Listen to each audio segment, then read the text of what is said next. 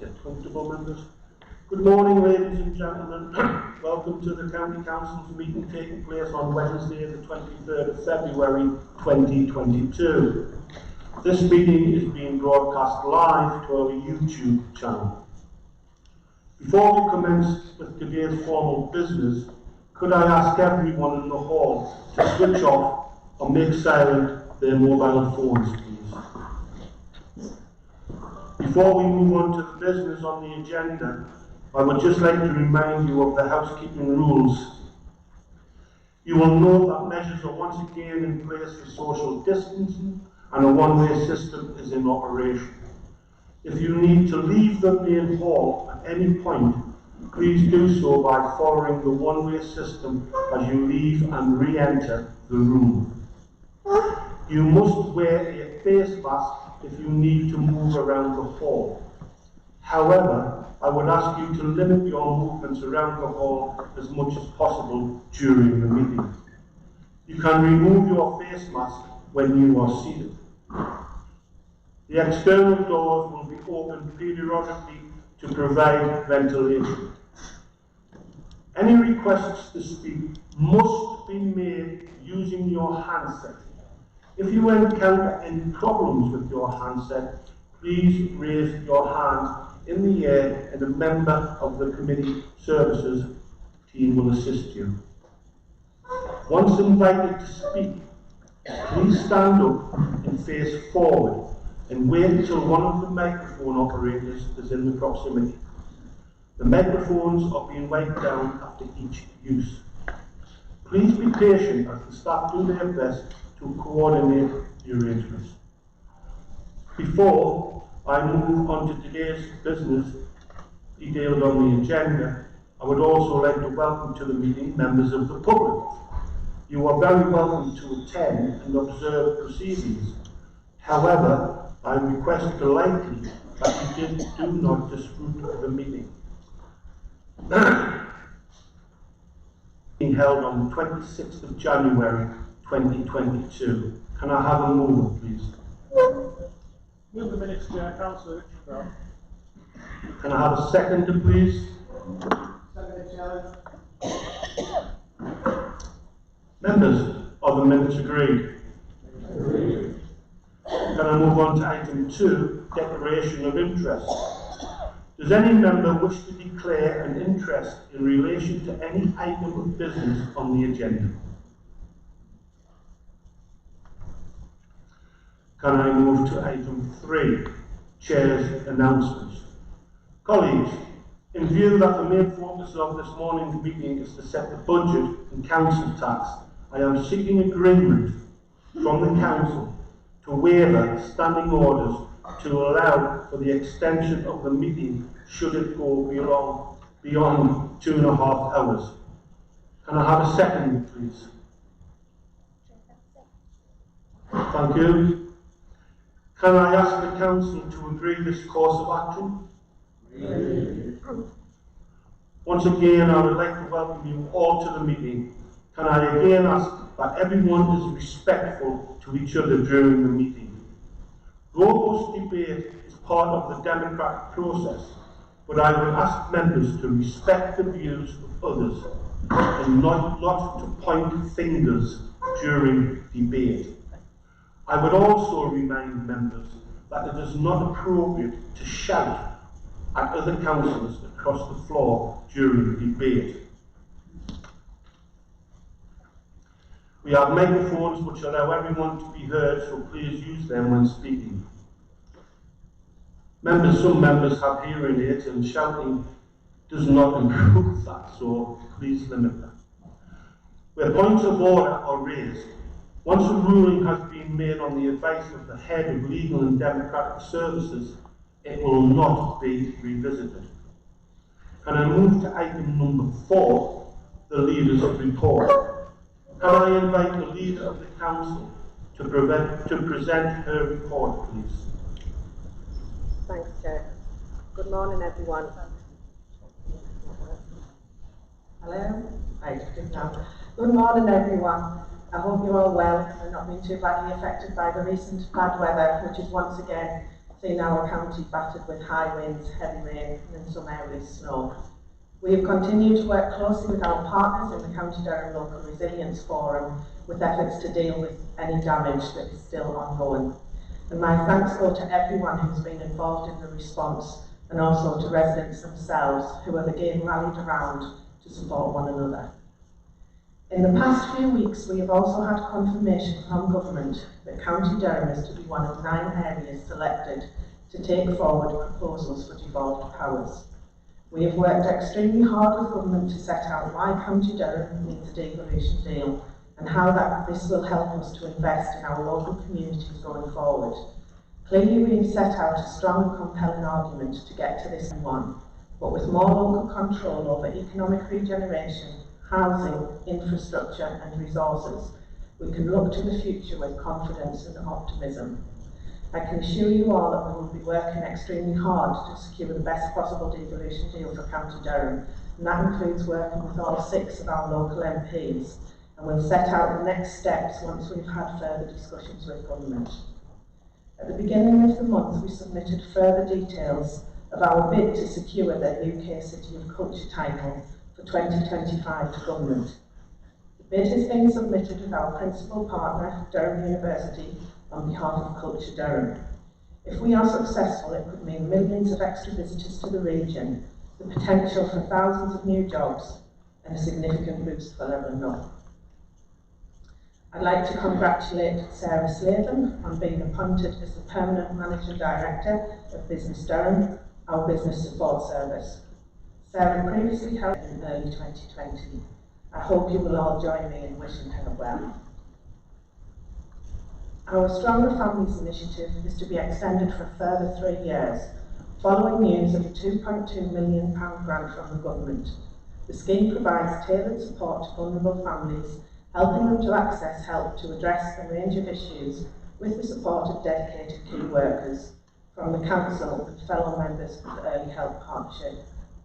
Last week, I welcomed Henry Murison, Director of the Northern Powerhouse Partnership, to County Durham. During his visit, Henry and I attended Net Pompey at Sedgefield, and we also visited Peterlee, where I showed him how our Durham Works scheme is helping young people into employment and training. Durham Works is supported by the European Social Fund, but this funding will come to an end in December 2023, and it's vital that we secure alternative funds to continue this important work. So looking ahead, the county will next week play host to a major conference when the North East Satellite Applications Centre of Excellence holds the New Frontier North East Space Conference. The event at the Radisson Blu in Durham on Wednesday the 2nd of March will give businesses the chance to learn more about the growing space industry in the region. Topics to be discussed range from building a UK space economy to how science and innovation can be a catalyst for economic prosperity. And people registered to attend from all over the UK and globally. So, Chair, that concludes my report. Do any members have any questions on the report?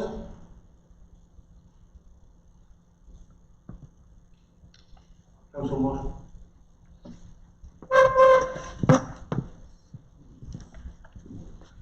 Chair, thanks. Councillor Carl Marshall, leader of the Labour Group and local member in Stanley. I'm just wondering, in light of the leader's report and the announcement from government that they're open to discuss a devolution deal, when the Cabinet and the leadership of the Council set out its plans for what its ask is from government to members and, more importantly, our partners and our communities across the county, there's some massive opportunities for us in County Durham with any devolution deal, but there's also some massive risks, not least the risk of losing out on the €300 million additional funding that was set before in County Durham had been renewed in the EU through the Shared Prosperity and Community Renewal Fund.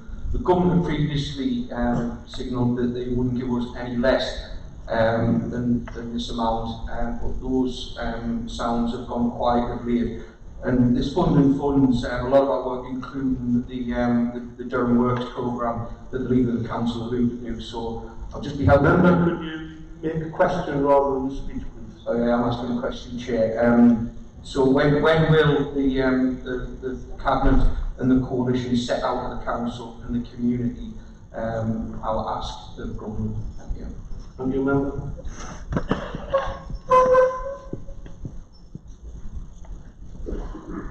Thanks, Councillor Marshall. We will be setting things out, and I would invite you to come in as leader of the opposition once we've got that. But first of all, we have to have the discussion with government, because what we've got so far is a white paper, and that's the next process, to speak to them to see what options are available for a county deal. There is no precedent with a county deal. We will be the first ones to have one, so we will be there asking for everything. And the reason Henry Murison came last week is because I stood up at a conference the week before last in Liverpool, and was one of only 3 people able to ask the Secretary of State, Michael Gove, a question around that Shared Prosperity Fund. And that's exactly why Henry came up to see us and to have a visit with me, because I'd asked that question and to go through the answer that was given, that it would be shared fairly. And we'll be holding them accountable to demonstrate what shared fairly means.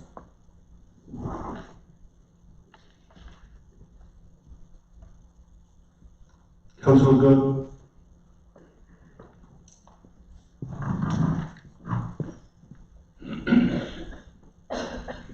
Thank you, Chair. I would like to ask the leader on her final point she raised about the huge conference that's taking place at the Rice and Blue regarding space and the opportunities in terms of development with businesses. I think one of the key things is around whether young people are actually involved as well. My question is around whether this big conference with the Great and the Good around business involvement in that conference. Thank you, Chair.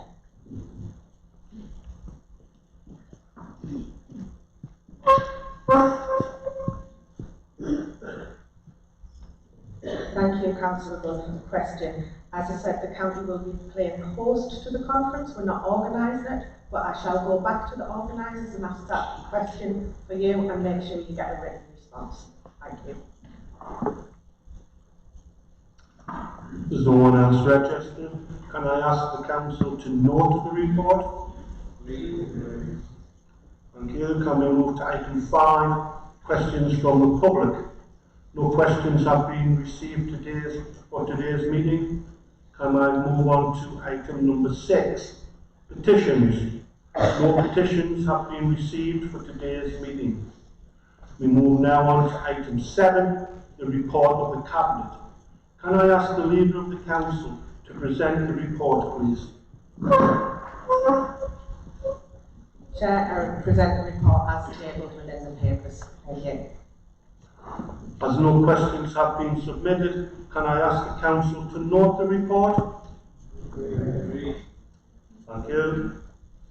Can I move to item 8, budget 2022-23, report under section 25 of the Local Government Act of 2003.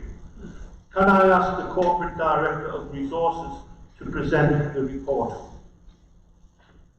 Thank you, Chair, and good morning, members.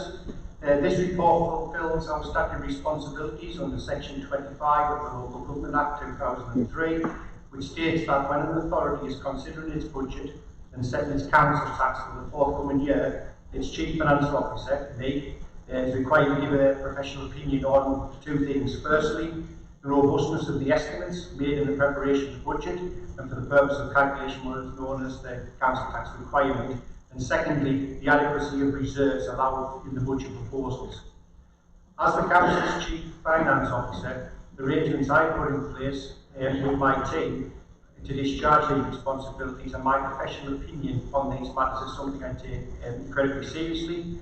This report gives you the assurance that you need in terms of relying on the figures and the underpinning assumptions that form the basis of the budget proposals you will be considering shortly. In terms of the robustness of the estimates, I've set out in sections 9 to 14 of the report the processes that are being followed in preparing budgets and the reports to be considered today. The budget proposals presented today are the end of a long and in-depth process, and I'm happy to give my opinion that based on the work undertaken The estimates can be considered to be both robust and can be relied upon when taking your decisions today. In terms of the adequacy of the Council's reserves, I set out in sections 15 to 27 details of the best practice guidance published by SIPFE in terms of the level, purpose and reasons for holding reserves, and as members will be aware, using reserves to balance the current expenditure is not a sustainable long-term solution.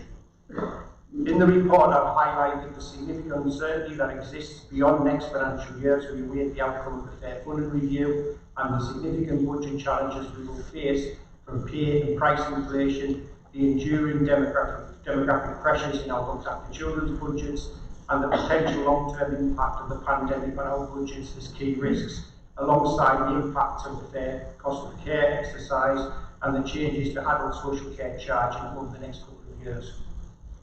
The recommended policy on reserves, taking all these factors into account, is set out in section 25 of the report, and I'm wholly satisfied that the earmarked reserves that are being set aside are for specific legitimate purposes. In conclusion, Chair, in my professional opinion, if the Council can accept the Cabinet's budget proposals, including its proposals in terms of council tax increases, then I am satisfied that the risks identified in the budget setting process, alongside our track record of managing our finances, mean that we have adequate reserves as we move forward. The recommendations, Chair, are set out in section 4, which are for the Council to have regard to this report and my views when considering an improved budget and the level of council tax for 22-23. Can I ask the Council to note the statement when approving the budget and setting the level of council tax for 2022-23? Thank you, members. Before we move on to the next item, can I remind the Council that under paragraph 14.6 of the Council's procedure rules, recorded votes must take place for each of the budget and council tax items. Councillor Sexton.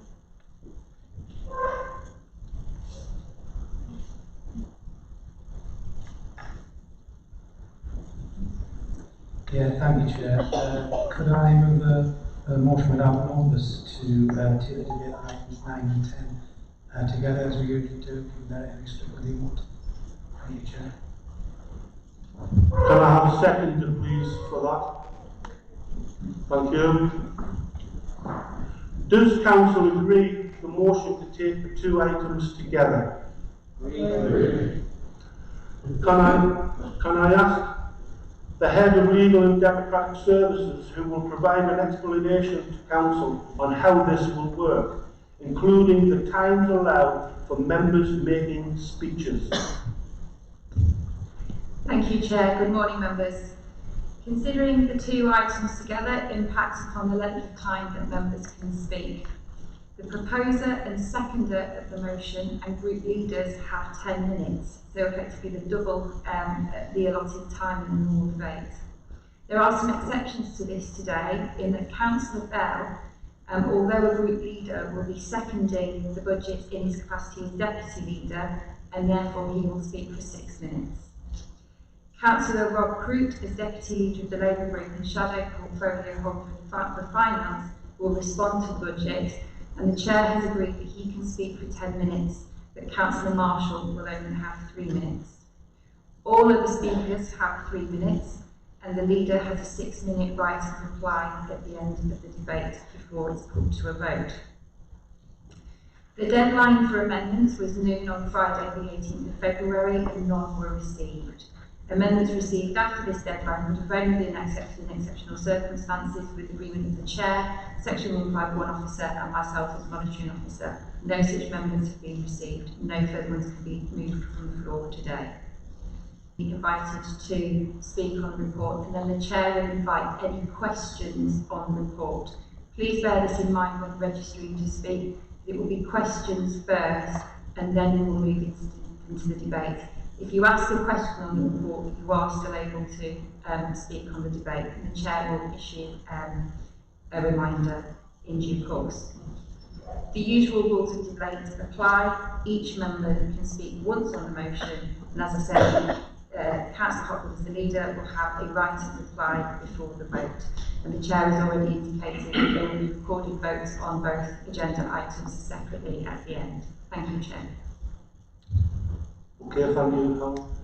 Members, before we move on to the next items, please remember to be respectful to each other. Thank you. Items 9 and 10. Medium-term financial plan 2022-23 to 2025-26 and the revenue and capital budget 2022-23 and council tax setting in order to meet. Can I ask the leader of the council to present and move the reports? Thanks, Chair. Chair, it is with great pleasure that I am moving the Cabinet's budget proposals for 2022-23 and the medium-term financial plan for the period 2022-23 to 2025-26. These are the first set of budget proposals the new joint administration have prepared. They are budget proposals that clearly demonstrate the scale of our ambition for this council and for our county, with significant new capital investments, recurrent investments in key frontline services, and the utilisation of £10 million of reserves to invest in some one-off initiatives that will have a lasting legacy. These are a set of budget proposals that are prudent and affordable, with no increase in core council tax proposed and no reliance on using reserves to balance the base budget next year, something this council has not been able to achieve in the current year or in previous years, Chair. These are budget proposals that have been informed by our community conversations and consultations and which target investment in areas that will have a significant impact on people's lives. At each stage, we have sought to involve scrutiny in the budget setting process, and the report includes details of the feedback from those meetings and from wider engagements through our area action partnerships and through engagement with business ratepayers and with trade unions. The budget has once again been prepared against a backdrop of significant uncertainty that exists beyond the next financial year, particularly in relation to the additional new service grant funding we are set to receive next year, as we await the publication of the Fair Funding Review later this year. The report provides a comprehensive and detailed overview of the comprehensive announcements on the 27th of October. In comparison to previous years, better than news, then we would have a further £39 million available to us. Alas, we do not. The Council's low tax base and consequential low tax raising capacity continues to constrain and place pressure on our budgets. This is a matter we have discussed many times in this chamber and is something we will continue to press government on in terms of rectifying this position in the Fair Funding Review formula. A key risk for the Council next year and potentially beyond is the ongoing and potential long-term impact of COVID. There is no new COVID grant funding available next year, and whilst we've had to adjust our waste disposal budgets and include growth in that area in the 22-23 budget, we simply do not know at this stage if and when income in places like this leisure centre will return to pre-pandemic levels. Usage is increasing as we have come out of lockdown, but we will need to be careful. We will need to carefully monitor this position across the coming 12 months and reflect on this in preparing 2023-24 budgets. Pay and price inflation is another significant concern. The budget proposals include significant additional budget uplifts in our energy budgets and prudent assumptions in terms of other inflationary pressures. Unavoidable budget pressures we have had to accommodate total £45 million, and these are set out in detail in Table 4 within Section 104 of the report.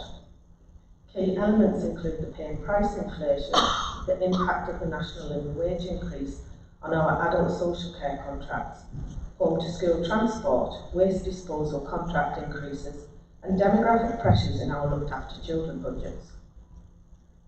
Despite these pressures, and as a consequence of the continued strong financial management of the Council's finances, I am very pleased that we are making some significant and much needed investments in key frontline services. Services that matter to local people and will make a real difference to people's lives. The budgets next year make provision for £13 million in relation to pin price inflation next year, which includes £3 million in relation to energy prices, £12 million for adult social care fee inflation, £4.4 million for children's social care next year, which is on top of the additional £4.5 million budget transfer we agreed in the current year, and represents a circa £10 million year-on-year budget uplift in this volatile area of our revenue budgets. £4.4 million in our waste disposals budgets, in part due to the ongoing impact of the pandemic. £2.6 million additional budget for home to school transport. £313,000 of investment in our low carbon team staffing. £250,000 investment in drainage inspections. £100,000 for bin replacement. £600,000 to continue with the free after 2 parking initiative. £890,000 to tackle workforce development challenges in our community protection teams, who have been so important through the pandemic and where there is a national skills shortage. £130,000 of investment in our street scene services, £120,000 of investment in neighbourhood wardens, £250,000 of investment in countryside management, local nature reserves and public rights of way, and £360,000 of investment in allotments, management and maintenance. Our capital and investment plans are both £100 million included in our MTFP. Further details of the new additions to the programme and capital financing requirements linked to the programme are set out in sections 151 to 170, with the updated capital strategy and details of the individual schemes set out at Appendix 9 and 10. New schemes include further investment in the new build primary at Spennymoor and the rebuild of Belmont Community School and Church of England Primary School. Investment in new children's homes as part of the Looked After Children's Sufficiency Strategy, and significant additional investment in our highways, including targeted investment to tackle the condition of unclassified roads across the county. Investment in plain pitches and in allotments, significant investment in our net zero and decarbonisation aspirations for our buildings, and a new climate change community loan scheme. Investment in flood prevention in our parks and countryside estate, including public rights of way, which have been neglected for far too long. This administration is delivering on its commitments to raise the bar on scale and ambition for our county, as is also demonstrated by our City of Culture bid. Of course, the one-year settlement from government is disappointing, and I acknowledge that there remains significant uncertainty beyond next year, with the planned fair funding review casting a shadow over our financial plans from 2023-24 onwards. That said, as I mentioned earlier, the budget is balanced for next year, with no increase in our core council tax and no reliance on reserves to balance our budget in 2022-23, a position many other councils will no doubt be envious of. Not raising our core council tax next year will mean it is simply the way of all the earmarked reserves council's reserves policy. 1 minute left now.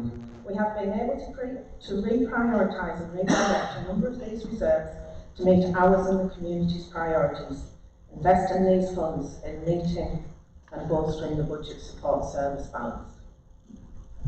Applying an adult social care precept increase next year is not a decision we should take lightly, particularly in light of the current squeeze on living standards. But in exercising our fiduciary responsibilities for the management of the council's budget, it is a decision born out of financial necessity to help fund significant budget pressures in social care and ensure we continue to support vulnerable people in the market in Durham. Not increasing council tax at all is not a sustainable or prudent strategy to adopt, and we must carefully manage the council's financial resources.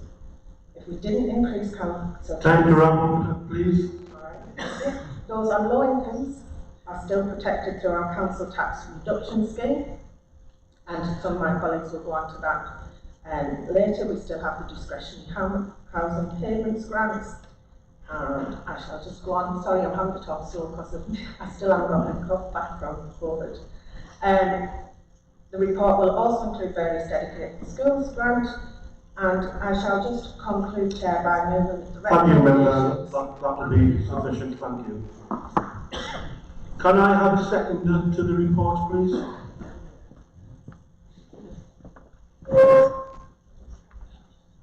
I second the report of recommendations under items 9 and 10 combined. Chair to reserve the right to speak until the end of the debate.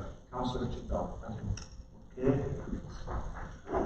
Before we move on to the debate, can I invite Councillor Craig Martin?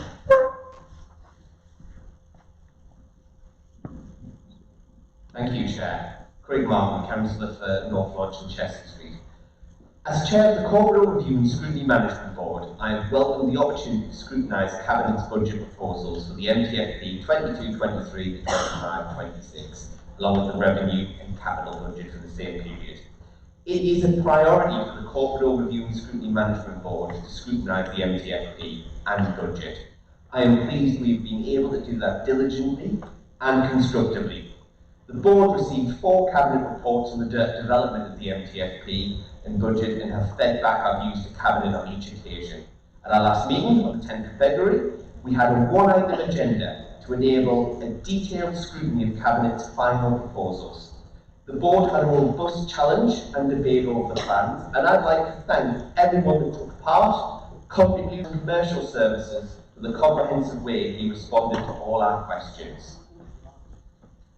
A main concern raised during our scrutiny is the uncertainty the Council is facing, the uncertainty in the light of receiving a one-year local government settlement, the uncertainty over the potential impact of the Fair Funding Review, and the uncertainty caused by having delivered this funding and the disparity between different local fund authorities based on need. Paragraphs 92 and 93 of the report, page 60, patient process scrutiny previously.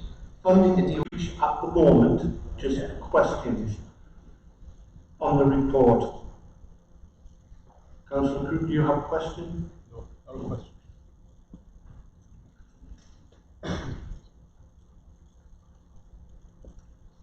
Councillor Surtees, do you have a question? No? Nobody's registered to ask. We'll now move on to speeches. Councillor Group.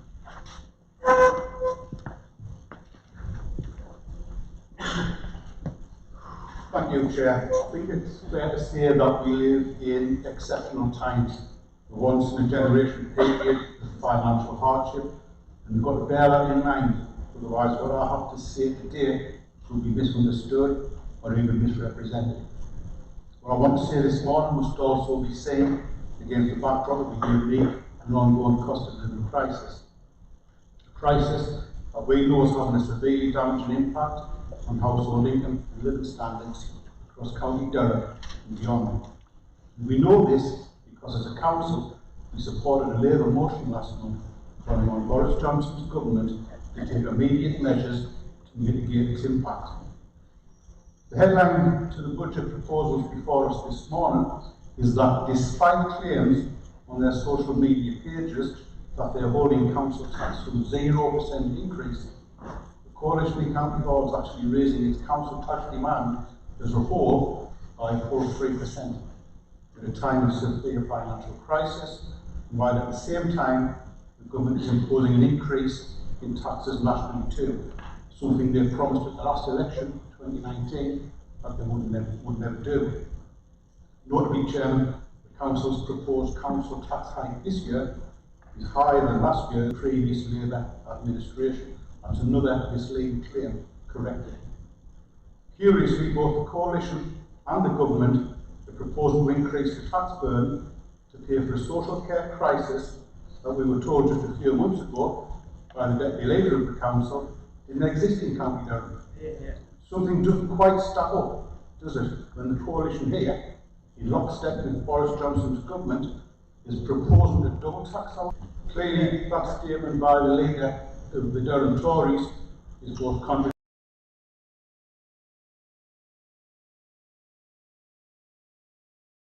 explain that confusion to County Durham. For our part, we find it completely unacceptable that at a time when households struggle at times, council tax rises are almost inevitable. That's because of the way central government is essentially defunding local council services. As a reminder, back in 2010, when the Tories and the Lib Dems first got together in coalition, you unleashed austerity on our communities and public services.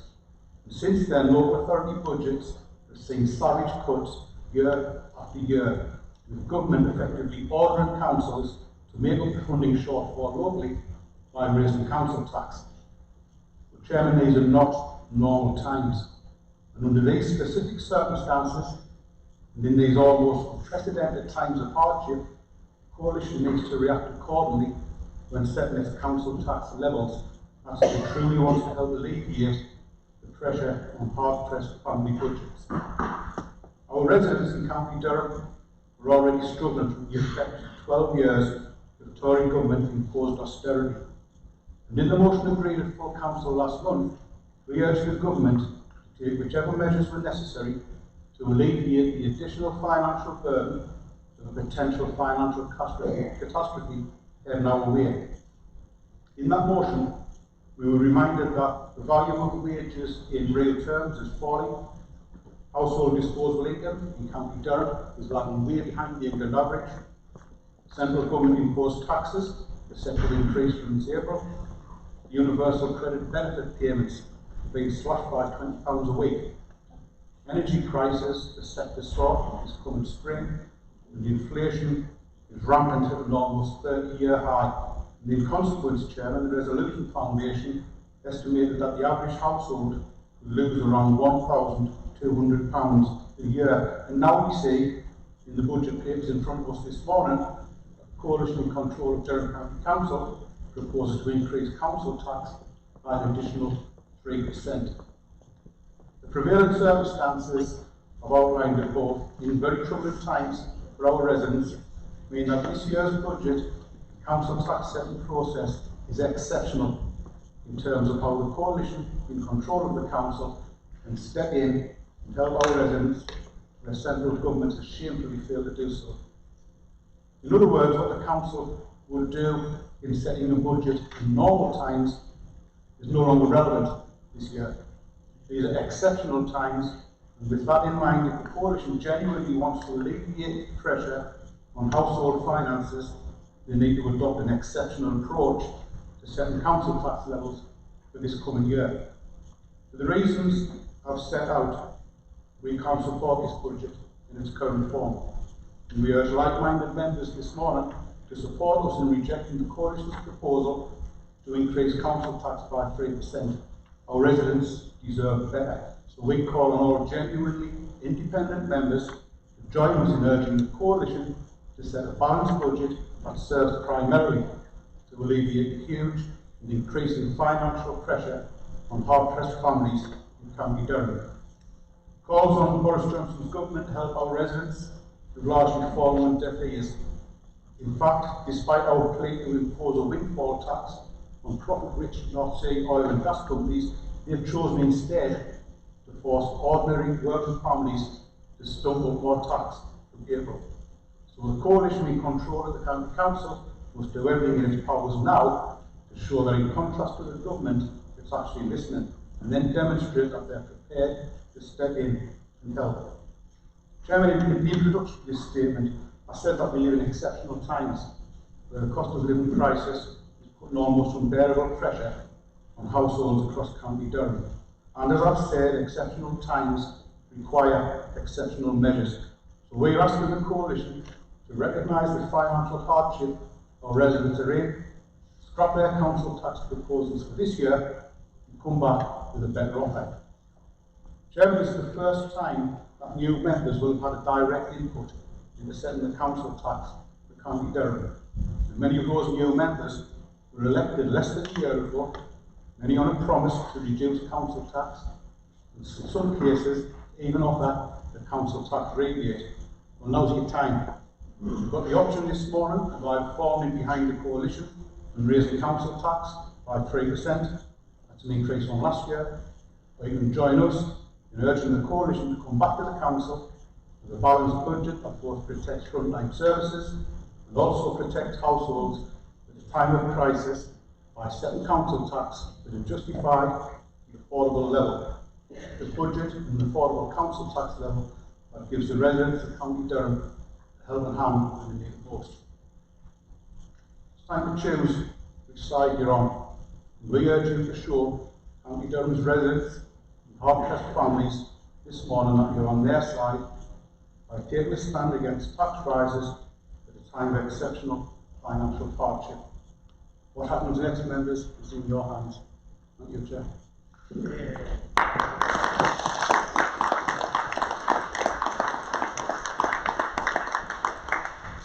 Councillor Surtees.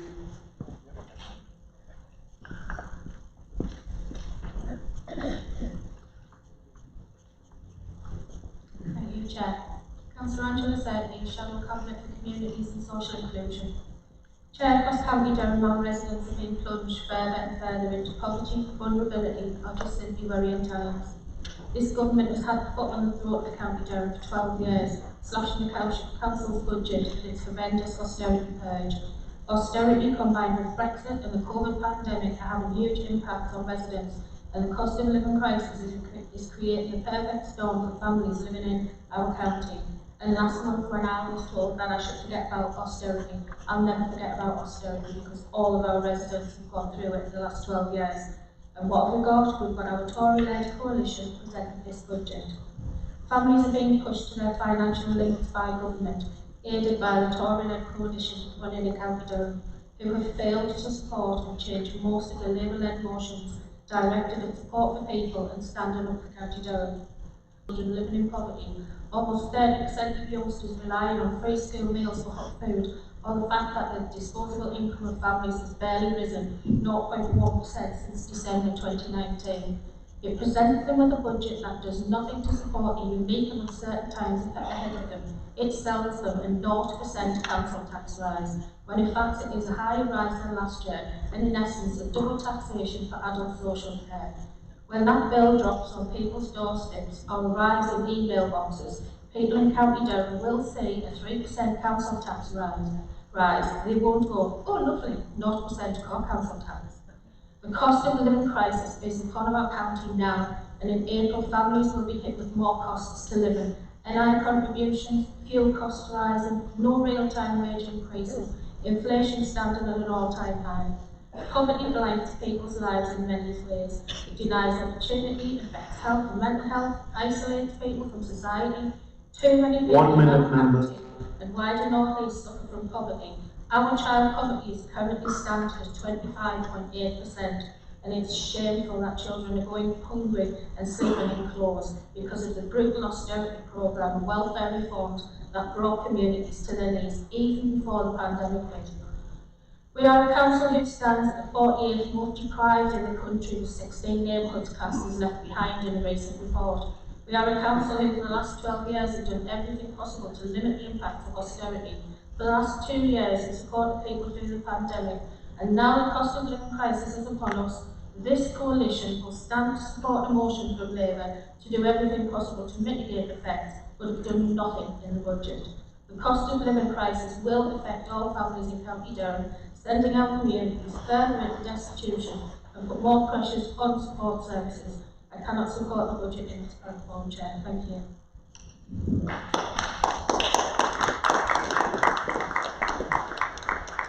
Councillor Howells. Thank you, Chair. Councillor Lucy Hobbles, Trimdon and Thornley Division. I believe this proposed budget puts a big sticky plaster on social care. And although Councillor Bell said in previous meetings that there was no such thing as social care crisis in County Durham, this report this morning clearly states there is, and the crisis is only going to get worse. The cost of social care is financially crippling for our residents, and many find it hard because of the pandemic. Increasing council tax to pay for social care is a double whammy for our hard-pressed residents. Many will feel they are shelling out twice for this service now, and the 3% levy is being proposed this morning when many of our families are really struggling financially. We all know that social care should be funded properly and not from the local pocket but from central government to provide new funding to meet the immediate demands and pressures that social care face, including financial impact that the COVID has had on these services. We need a cast-iron commitment from government to provide a steady stream of investment which will result in long-term plan. But instead, this budget places fear on residents that the funding could be diverted elsewhere because it's not ring-fenced. I feel this morning's proposal budget will put great pressure on our residents, who many will find the 3% on council tax a double burden and will struggle to find that extra money in their pockets, as they are already struggling going through this difficult time. Chairman, I cannot support this morning. Thank you. Councillor Denali.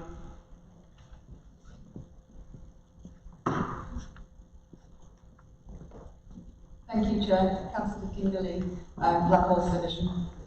How can we hike up the council tax when families across County Durham simply can't afford it?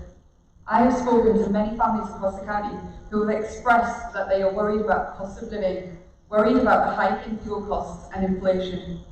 Many of these families have to work 2 or 3 jobs to ensure that they can pay their bills and put food on the table. The rate at which people are accessing food banks has increased significantly, and not just families who receive benefits, but families who...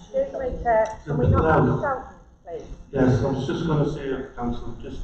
We need to look after the families in our county and give them a tax freeze when they most need it. Thank you, Councillor. Councillor Gunn.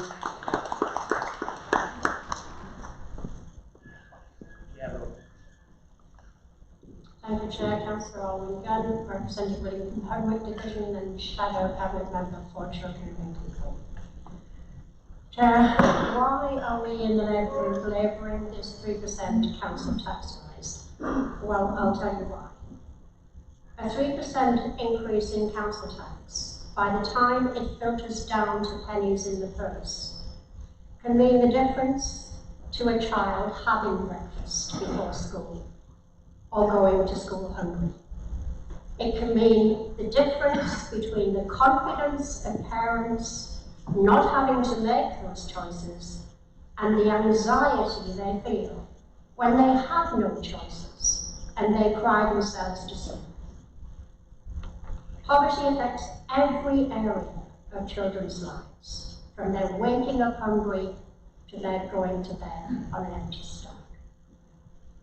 We all want children to learn and to thrive, and poverty just prevents that happening. You may recall that Sir Kevin Collins, Education Recovery Commissioner, recommended the government spend £15 billion on education recovery. The government gave £1.4 billion. Money in the home and spending in schools are at the heart of levelling up. But this government and this budget are not levelling up for County Durham children. Now, it's well researched that low income is a strong predictor of educational performance, and poverty has a lasting and damaging impact on the future life chances of children. We've done a great deal to support children and families on many levels. It was Labour that took that forward, and with the support of many councillors in this room. And we should always be doing the 1 minute, Member. A 3% council tax rise is not the best we can do at this time, when the cost of living crisis is facing families in crisis. So a year into the present administration is a good time, I think, for all of us to reflect on who we are, on what we agree, and what we are supporting. The chickens are coming home to roost. There are no easy cuts in council services, but cutting council tax to 0%, the real 0%, not the pretend one, is the right thing to do in these exceptional circumstances. So I call on all of my non-Labour colleagues to reflect on what the coalition is doing and think, when they retire, do they want to be associated with this Thank you, Member. policies? Thank you. Thank you, Chair. Councillor Peter Atkinson.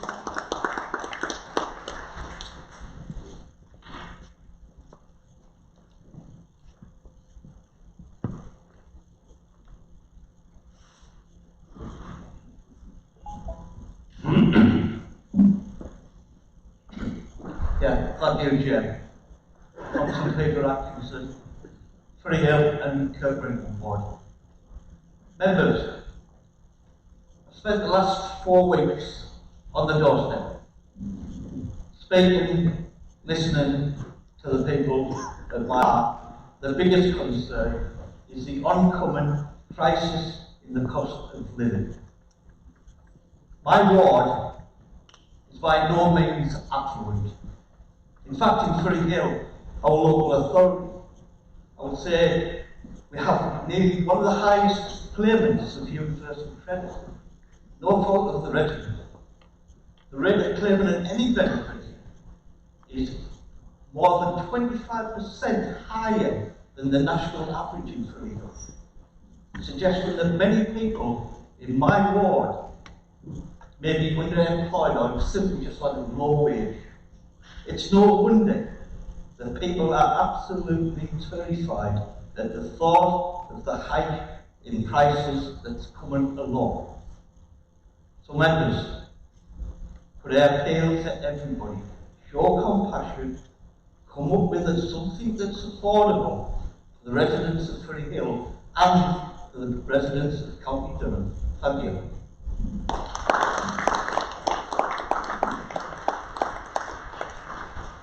Councillor Charlton, Labour, please.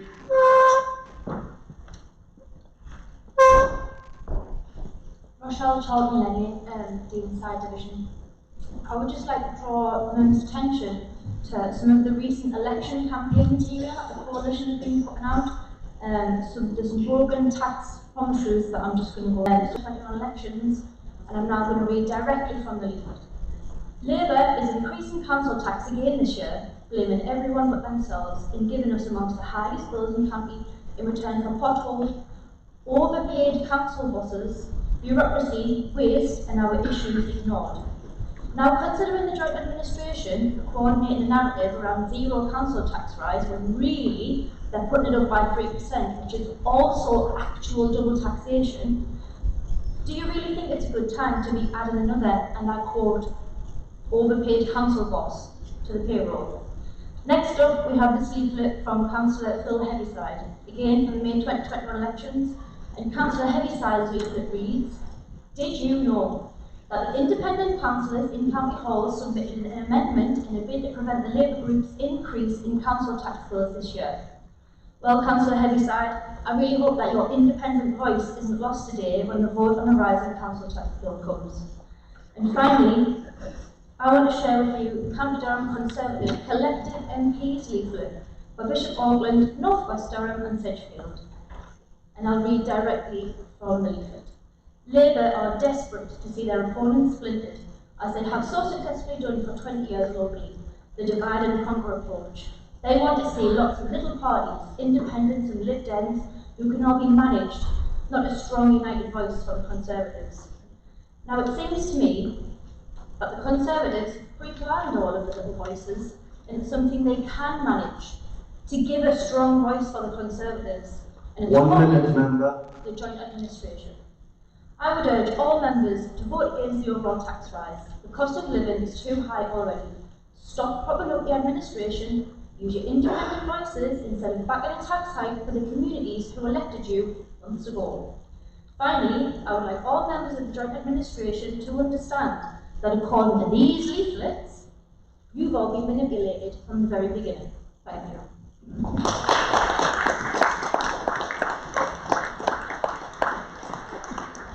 Councillor Shield.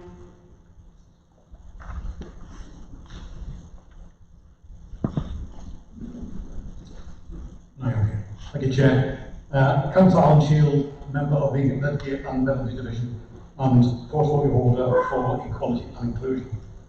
A lot has been made by the opposition regarding the cost of living rises and that we have the ability to recognise the financial hardship. I'd just like to point people in the direction of the report of pages of paragraphs 121 to 127, and I'm going to paraphrase some of the things that this coalition have been doing. So we are one of the few councils that actually overspend our daily pay grant allocation on discretionary housing. We support using council tax reduction schemes and hardship support schemes more than 80% of our work tax claimants, with some in the region of £64.5 million paid out in this current year. As well, regarding free school meals and funded activity, this council and this coalition provided funds in excess of any other local authority during the Christmas and October holidays. No other local authority paid more than what we did.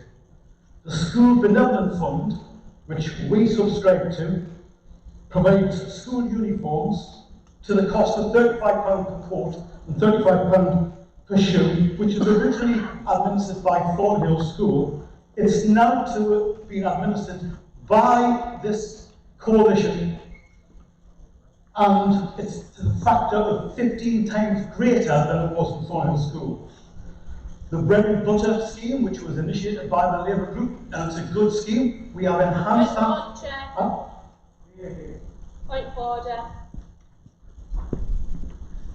It's an attack on previousness, and I'm really sorry, but a lot of the initiatives that this person, Councillor Shield, with respect, Chair, implemented by Labour. Points of order relate to breaches of either council procedure rules or the legislation. Fair enough. Hold on. Councillor Shield. Thank you, Chair, and if you can remind them, no pointing and no shouting. Thank you. Chair, would you exercise your discretion, please? Member.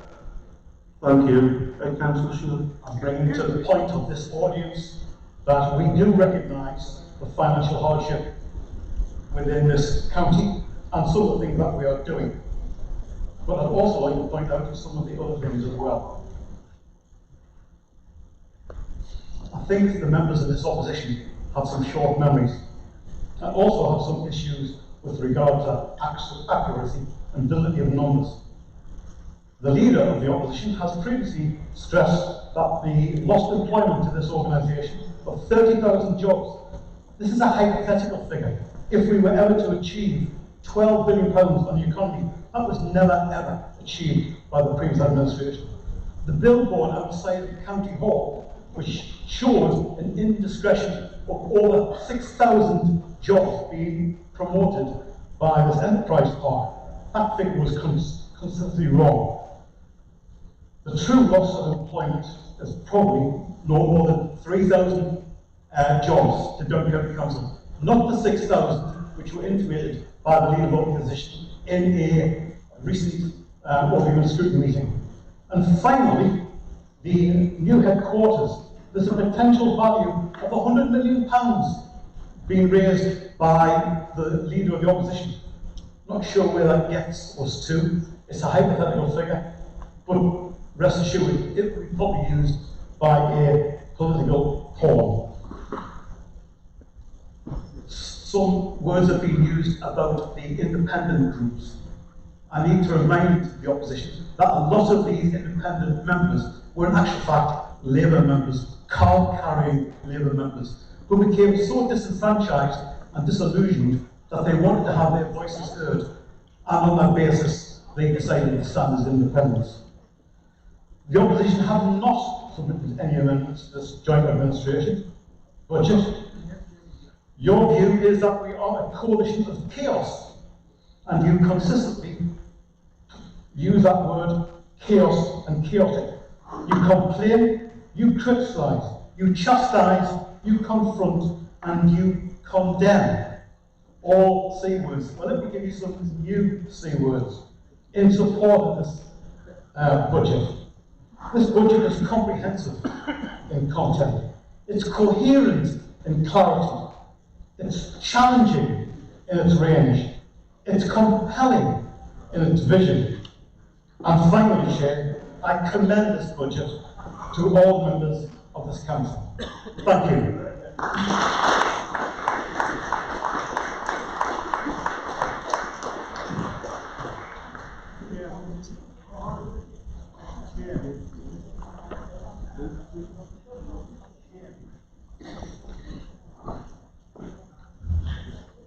Before we move on, can I remind members to respect one another when speaking?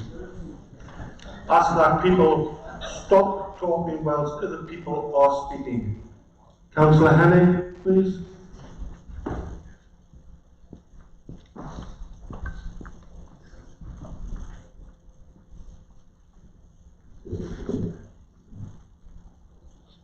Thank you, Chair. Chair, there have been a series of statements made in recent weeks that council tax has never previously been frozen since the Durham Unitary Council came into being. Chair, these claims are simply untrue. To quote a BBC article from February 2013, Durham County councillors have agreed to freeze council tax for the 4th consecutive year. Now, I realise that some Conservatives don't like the BBC very much and wouldn't believe its claims, so I thought I'd better check some council tax bills. So here I find a bill from 2011, Durham County Council, change percent 0.0. 2012, Durham County Council, change 0.0. 2013, Durham County Council, change, 0. Council tax been frozen before. It happened for several years running, and it happened under a Labour council. Chair, from this April, it has been estimated that the tax burden in this country will be at its highest for 70 years. 70 years. So it's time for both the government and this council to address an unprecedented cost of living crisis, to do all it can to support people across our county and scrap their planned tax increases. Thank you.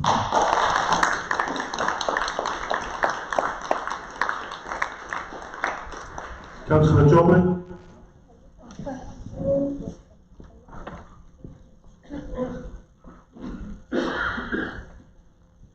Councillor Patricia Joplin from the Cook Ward. I've listened to everything everyone's got to say here this morning, and I just wonder whether we're all living in the same universe. We've had COVID, which has cost billions, 400 I understand. We now have on our doorstep, and fastly coming on, Russia, that is going to cause economic havoc.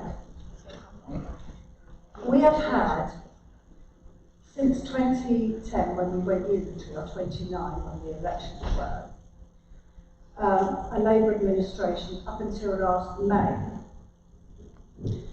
And I would like to know why they didn't do something about poverty.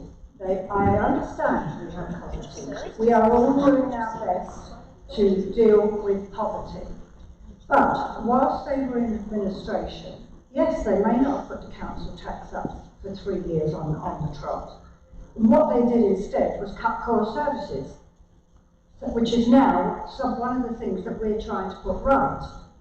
Also, would they seem to at that point have amassed hundreds of millions of reserves over that period, while the residents out there are suffering. So to me that doesn't equate, and I think we need to come back to the real world.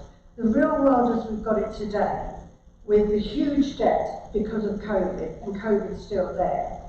The fact that there isn't a money tree, borrowing is going to get more difficult for any government, and perhaps they could make, or their leader in Parliament could make a suggestion of exactly what he would do to fix all these problems, because to me it seems that the party over there seems to spend more time trawling the internet so they can do sound bites at these sort of meetings than looking for any sort of answer to these problems.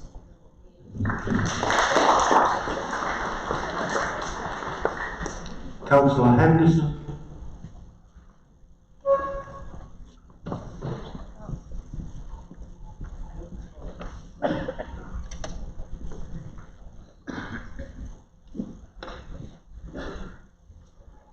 Good morning, Chair. As portfolio of the Children and Young People Services, I welcome the additional budget provision built into next year's budget for looked after children and for homes to school transport, which is present is very, very expensive. These areas have received significant budget updates in recent years, but which continue to come under immense pressure and demand and complexity for a need of increase. I welcome the £8.4 million of additional government funding for our schools and £7.7 million of additional funding for our special educational needs and disability services. I am delighted that this budget includes some significant capital investment in our schools too, with an additional £31 million of new investment included in these budget proposals, including investment in a new primary school at Spennymoor, on the rebuild of Belmont, and on schools capitalised maintenance and basic needs, together with investment in new children's homes. These are significant investments and demonstrate the scale of ambition we have. Chair, with that, I am happy to support the recommendations set out in this report, including the local skills formula that is referenced in this report. Thank you, Chair.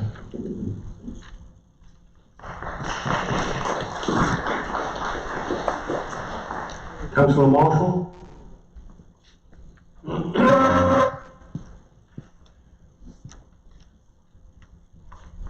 Chair, thank you. And I'd just like to start by saying it is my opinion we shouldn't be holding up a list of support for families living in poverty in County Durham as if it's some sort of prize or some sort of great achievement.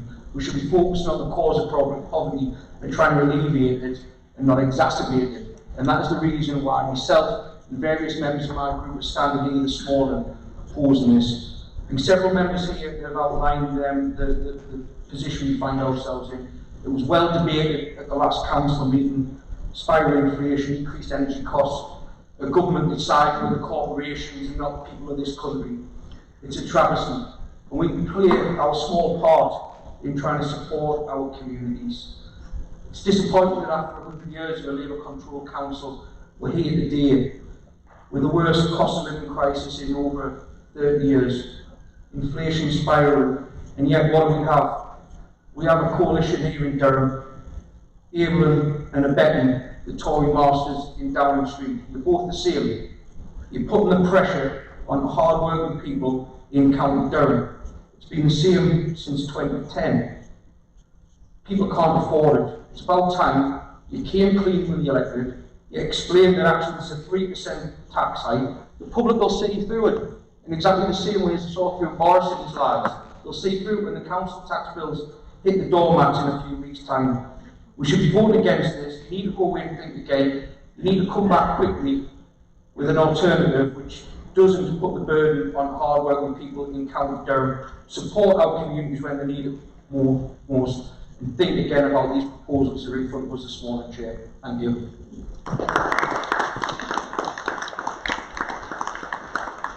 Councillor Wills.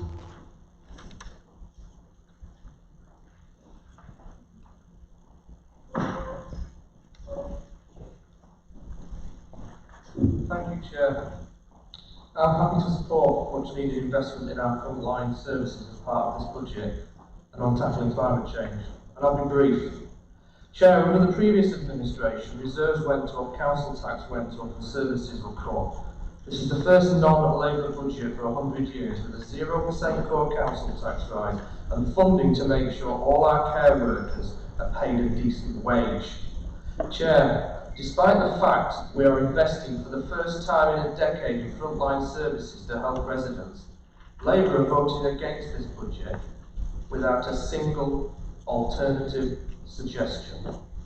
Councillor Crute appears to think that with inflation soaring towards perhaps 9%, that the council shouldn't provide the funding to ensure our vulnerable residents have well-paid carers, indeed have carers at all. I find that astonishing. And what is equally staggering is that Councillor Crute and his Labour colleagues want to create a black hole in the council's budget of over £7.2 million with not a single suggestion as to how to pay for it. That's unreal. Not a single suggestion.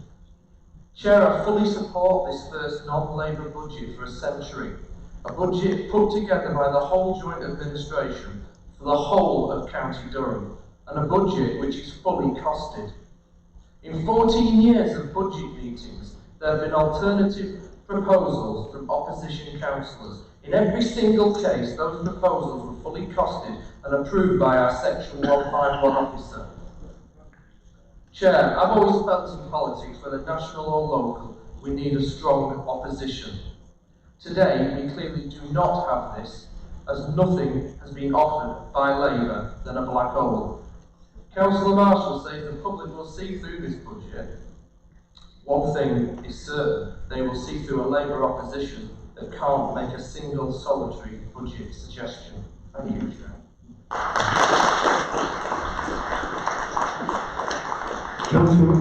Councillor Rawlinson.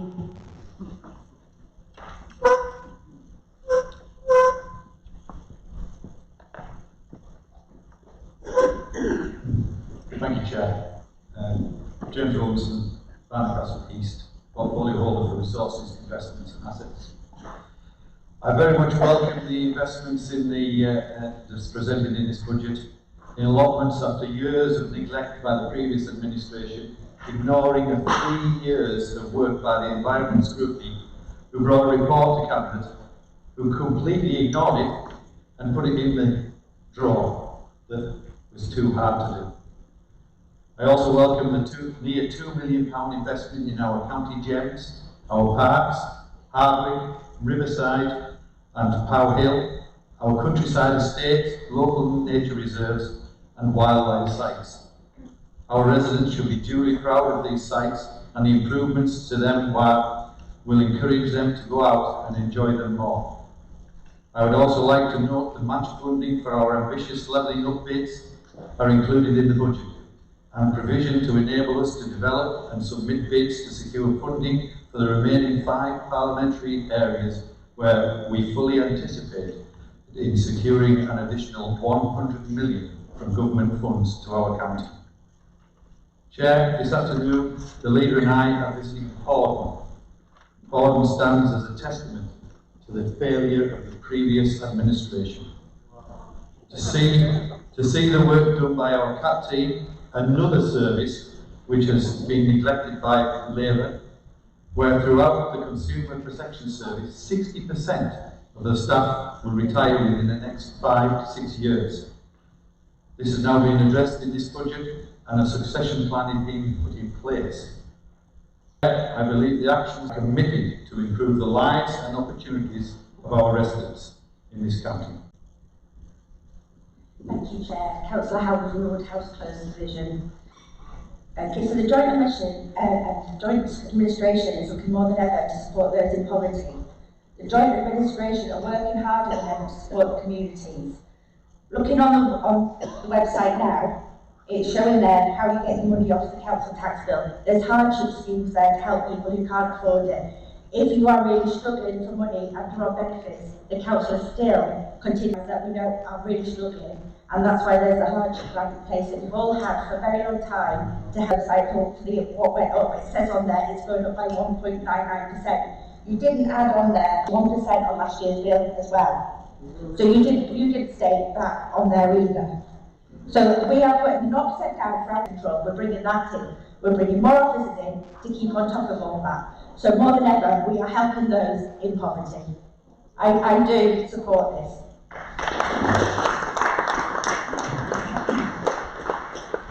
Councillor Sexton.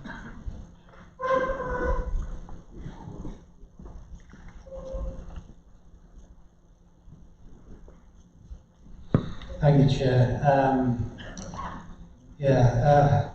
It's extraordinary that we're being ridiculed for this.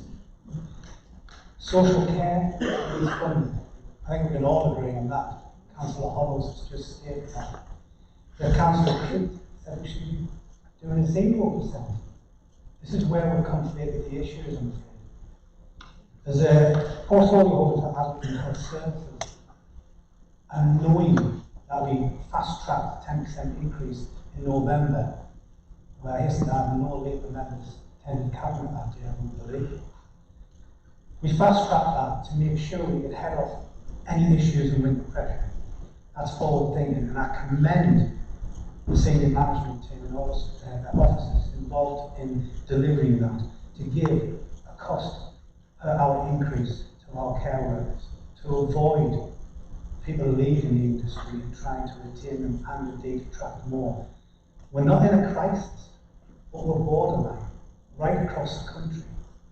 And I asked the Joint Administration if they would look at allowing us to go the full social care levy so that we don't have people sitting in their homes waiting for carers to come in. Families without the support they need who have to take time off work to look after loved ones. We've avoided that because we planned ahead. The 3% allows us to plan ahead in the next year. And who knows, with the fair funding review, when we get that, we may be in better shape the year after. We don't know, but what we need to know now is how much money we have in social care. So the Joint Administration graciously put that forward. It was agreed. And not only that, they understood the financial challenges of everyone and agreed a core council tax freeze. That is the actual facts. And know how many times you try and dress it up differently, that is what it is. 1 minute, member. I had a speech here written today, but I've gone off-piste, so to speak. But I would just say I'm a genuine independent councillor. An independent councillor. And we as independents make up most of the Joint Administration. Nobody tells us how to vote. We sit down and we debate and we come to an agreement. Look at the history of the voting and you'll see only on 1 or 2 occasions by 4 Park and others have done it. We had a quiet members. We had a week here, a month here, where we had a casting vote by our chair. Only last month we had some vote with Owen Gunn's amendment, Councillor Gunn's amendment. That is true democracy. Thank you, Councillor. Thank you, Chair. I support this budget.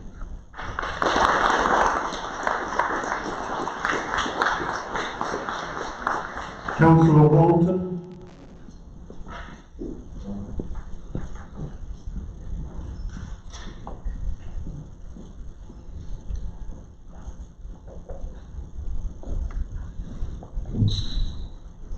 Thank you, Chair.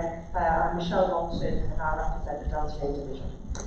I just wanted to say our colleagues at the other side of the room keep referring to us new councillors who were brought in just in May of last year, and I am one of them.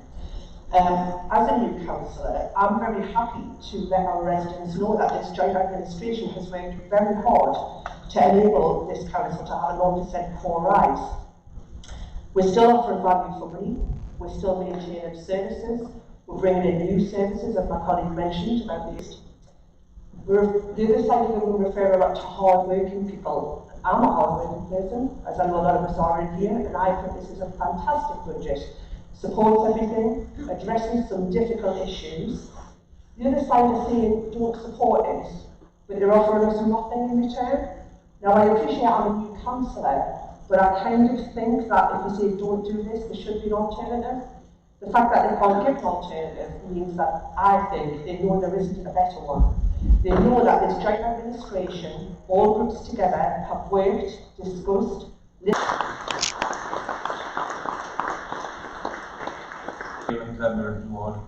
I too am often out in my community. However, one of the main issues I come across is antisocial behaviour.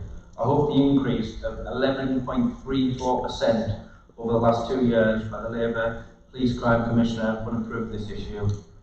I would also like to remind members that we're one of very few councils that still give 100% council tax reduction to those who need it most. I support this budget, Chair. Thank you.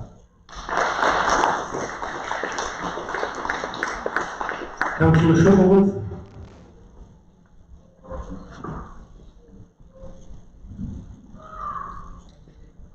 Thanks, Chairman. As portfolio owner for rural communities, highways and community safety, I just want to speak in support of the budget proposed in the report, particularly the significant additional investment in highways, which I've banged on about for some years now, the majority of which will help support investment in our rural communities. Last month I wrote a report to Cabinet which gave an updated position in terms of our transport asset management plan. In that report it was identified that whilst we had a maintenance backlog of just over 171 million, the condition of our A, B and C principal roads, which carry the highest volume of traffic, was above national standards. The only area where we lagged behind national averages was on the unclassified roads, and delighted these budget proposals seek to address that after many years of neglect.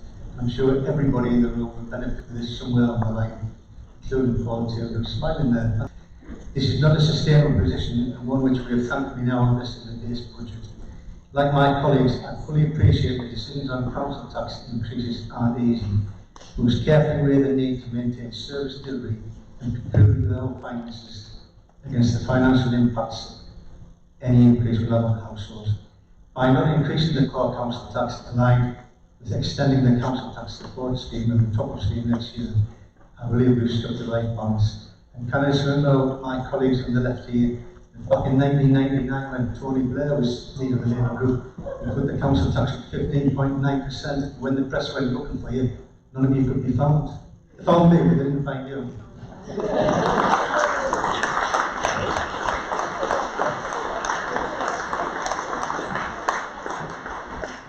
Councillor Colt.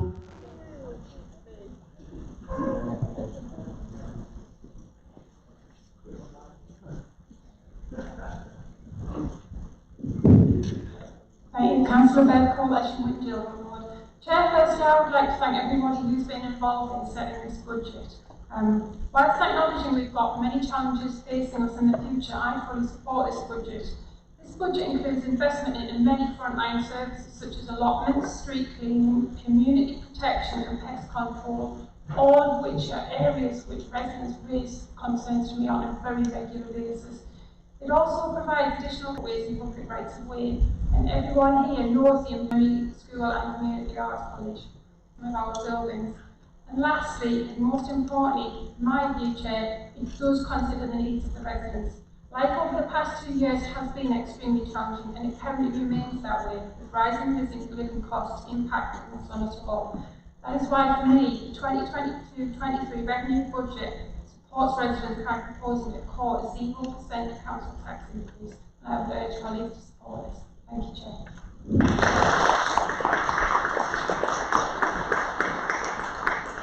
Councillor Tinsley.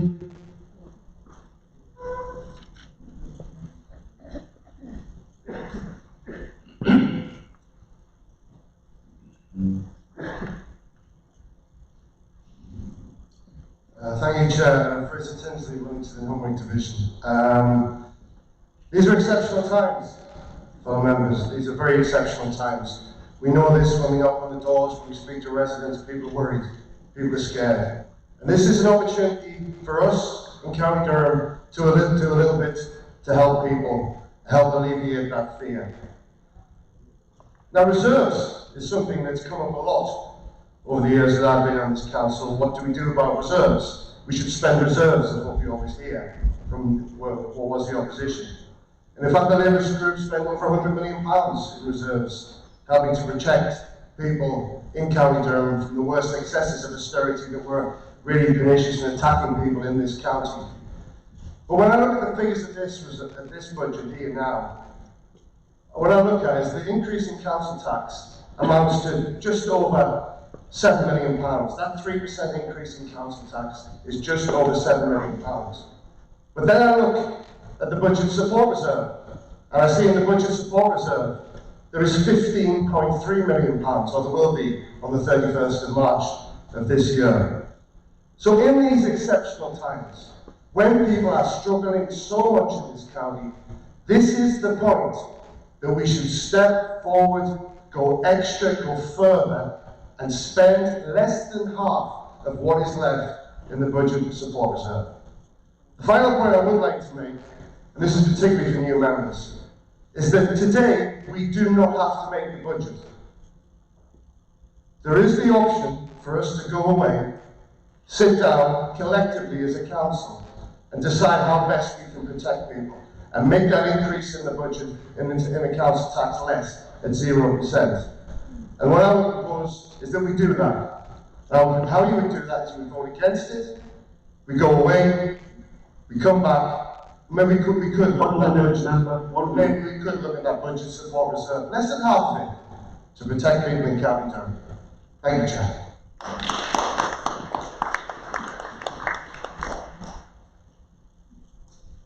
Okay, members, there's no one else registered to speak.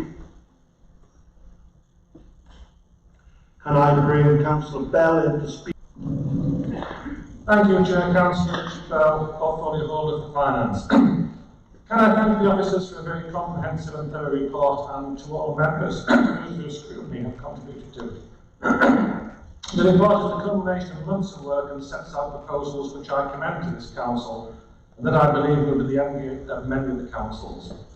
The budget proposals have largely been made possible through a better than expected increase in funding being made available to us by government, £19.8 billion, paragraph 2A, next year, and also for improved management of our finances. The budget includes significant investment in frontline services and in our ambitious capital programmes, and that has redeployed surplus reserves to fund one-off investments. We have avoided increasing council tax to a maximum of 5% permissible, and are proposing a nil increase in the core council tax next year and a 3% increase in the adult social care precept. This budget is sustainable and doesn't rely on using reserves to balance the books. All this despite £45 billion of unavoidable inflationary and demand-based budget pressures we have had to accommodate. That, Chair, represents prudent financial management of the public finances, which will always be the bedrock of our approach. The capital programme includes £113 million of new investments, including further significant investment in our leisure centres, in schools, including new builds, including here at Spennymoor, in the levelling up agenda and in our highways infrastructure, which will see record levels of investment. The investments in frontline services set out in the report will undoubtedly produce visible and noticeable improvements in service delivery. From map control to roads, a better service will be provided. Our schools will also benefit from additional investment with significant increases in schools block, dedicated schools grant funding, and on special educational needs and disability funding factored into next year's budget. It is somewhat disappointing that the settlement is only for 1 year, and there clearly remains significant uncertainty beyond 22-23, mainly because we don't yet know what the government's revised fair funding proposals will be and how they will impact on the council. This uncertainty continues to make financial planning difficult, and depending on how things turn out with the 23-24 settlement, there are significant challenges to come, which will require difficult choices to be made. Our low tax rating capacity is a problem. I have consistently raised this with government, most recently in our feedback on the local government finance settlement. The MGFP12 forecast, dependent to this report, assume that we could lose around £9 million of the additional funding we will receive in the 12 planning period. This will be particularly challenging, with half of the savings target, falling into 23-24. This is where the budget support reserve will come in, Councillor Tinsley. Work will start in developing options to address these challenges immediately after we have agreed this year's budget. This will involve early engagement with scrutiny, and I would encourage all members to feed ideas into the scrutiny process or directly, particularly on savings targets. As one would expect, the cost pressures in adult and children's social care, which are by far the largest budgets the Council has, around 2% of our net expenditure, are enormous. The report clearly demonstrates that a 3% adult social care precept is justified and needed to ensure that we can fund these pressures next year. Councillor Cruz raises the National Health and Social Care Levy and the issue of double taxation.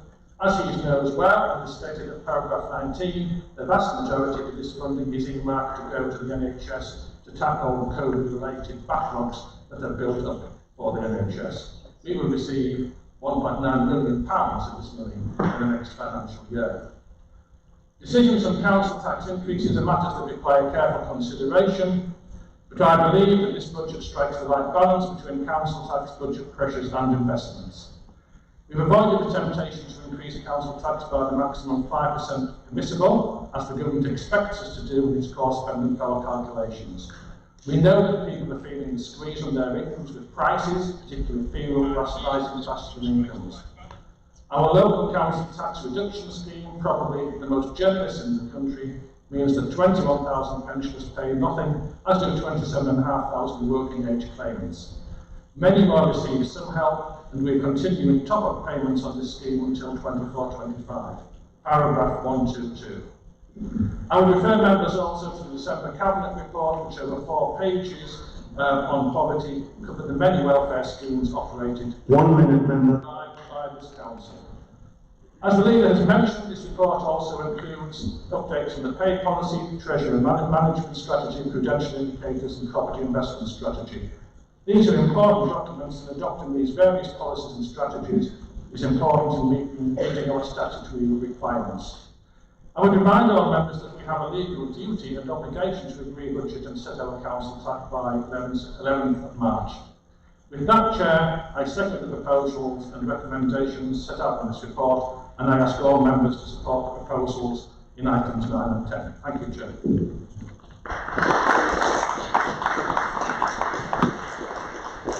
Can I now ask the Leader of the Council to close the debate with her right of reply, please? Thanks, Chair. Just to pick up on something that Councillor Hennig said earlier on about 2011, 12 and 13. The Council didn't choose not to increase council tax, it chose to accept a government grant to freeze council tax as a distinct difference. We were given the money by government in order not to pass that on to the public. There's lots being said in here this morning, lots of words. Not one of you have been to scrutiny and mentioned the council tax rise at scrutiny. None of you have turned up at Cabinet to ask questions about the MTFP. What I see here today is a lack of ideas, a lack of ambition and a lack of amendments. I can't believe we have an opposition here today who for the first time in 14 years have failed to bring a single amendment for something that is so bad. And here's a hashtag for your social media, lacklustre Labour, because that's what you are. Please support this.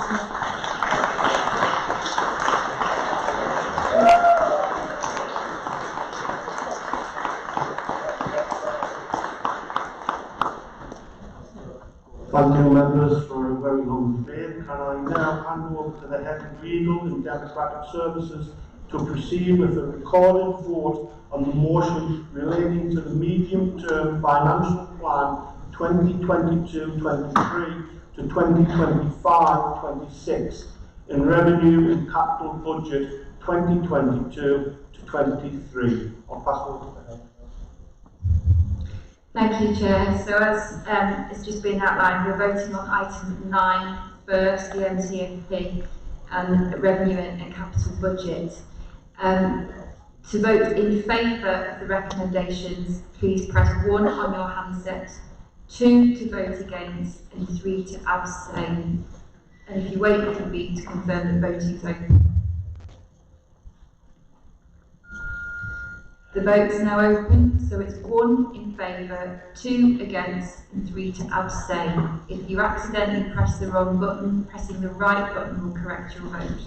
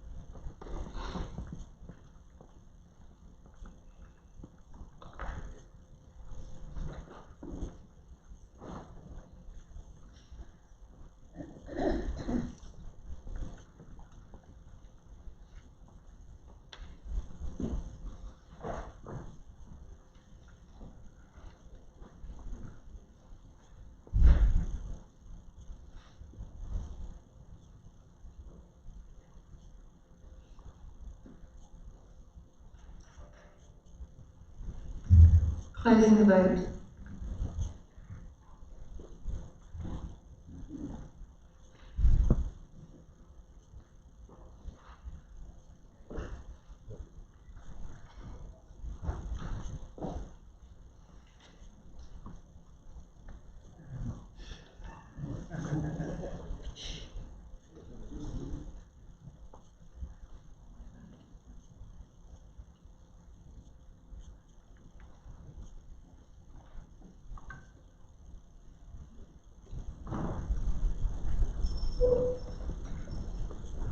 Members, item 9, the MTFP revenue and capital budget, 4 is 64.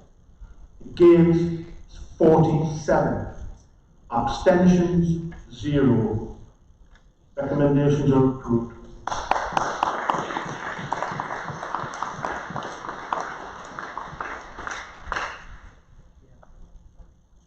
Tax. In order to meet the county's financial years April 1st, 2023, in line with the Audit Committee. Can I pass over to Helen again to take us through the board? Thank you, Chair. So it's the same drill. We're voting in respect of item 10, council tax. It's 1 in favour, 2 against, 3 to abstain, and if you press the wrong button, pressing the right button will correct your vote. So 1 for, 2 against, 3 to abstain. The vote's open.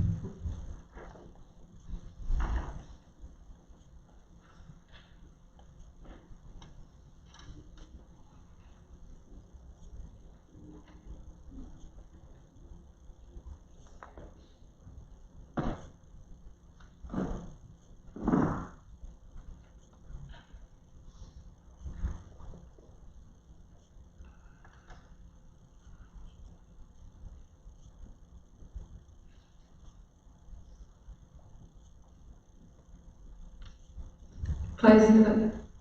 I voted, but it's gone off.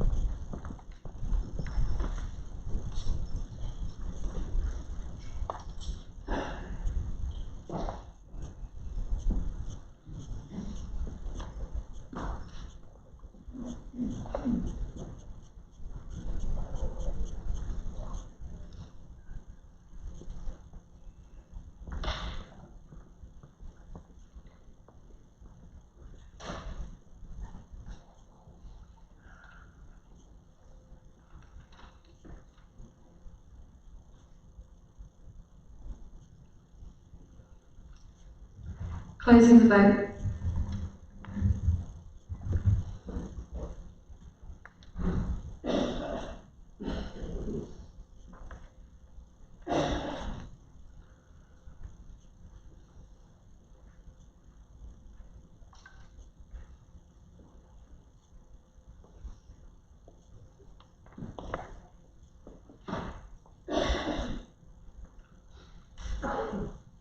Members, item 10, council tax setting for 2022-23. For is 64, against is 47, and abstentions are 0. Recommendations are approved.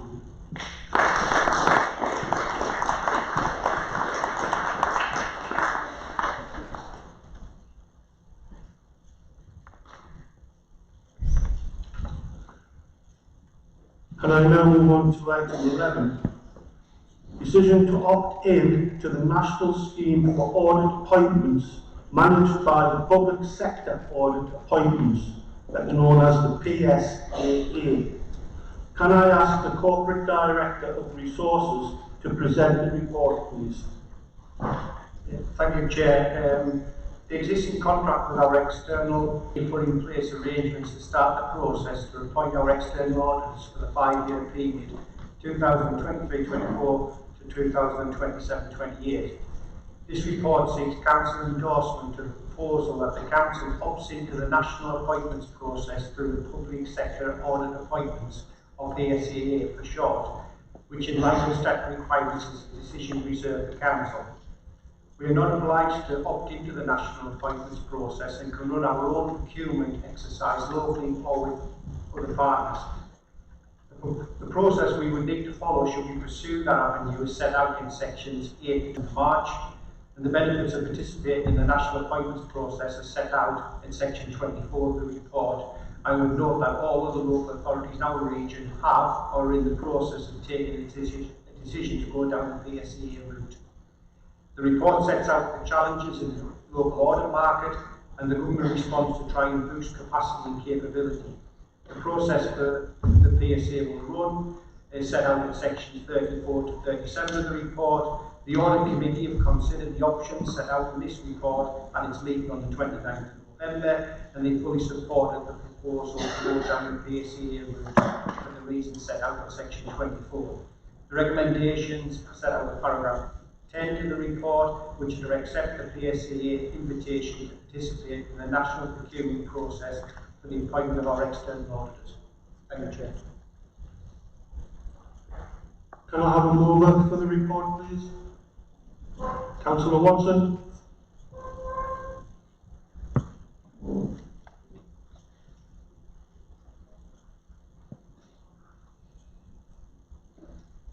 Alex Watson, Councillor for Council North Division. Thank you, Chair, for this opportunity. Can I thank Paul for this report, which the Audit Committee considered on 29th of November and unanimously supported the recommendations as set out, but which needs Council endorsement. Hence the report for us today.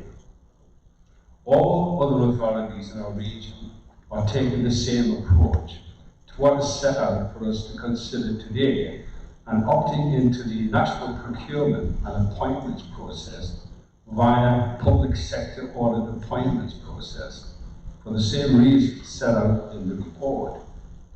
This limits the opportunities for a locally led procurement exercise, and it would be seen to be inefficient for us to seek to run our own procurement exercise in any event. As Chair of the Audit Committee, I'm aware of the difficulties in recruiting auditors and the challenges in the market, which has resulted in many authorities not being able to get their accounts signed off in time, in line with statutory deadlines.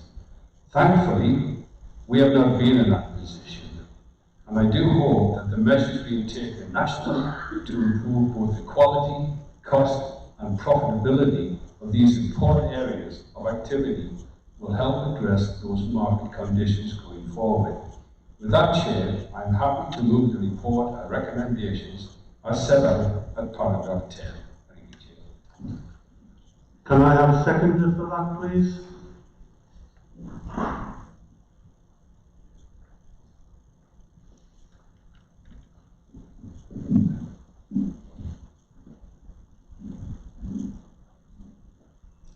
Thank you, Chair. Councillor Louise Svenk, PD West. As Vice Chair of the Audit Committee, can I second the report and also add my thanks to Paul and his team for this report and for their work on the Statement of Accounts for 2021 and over many years. The relationship with the Council's external auditors is an important one, and I know that Audit Committee members value their input and contributions to meetings of the Audit Committee, which they routinely attend.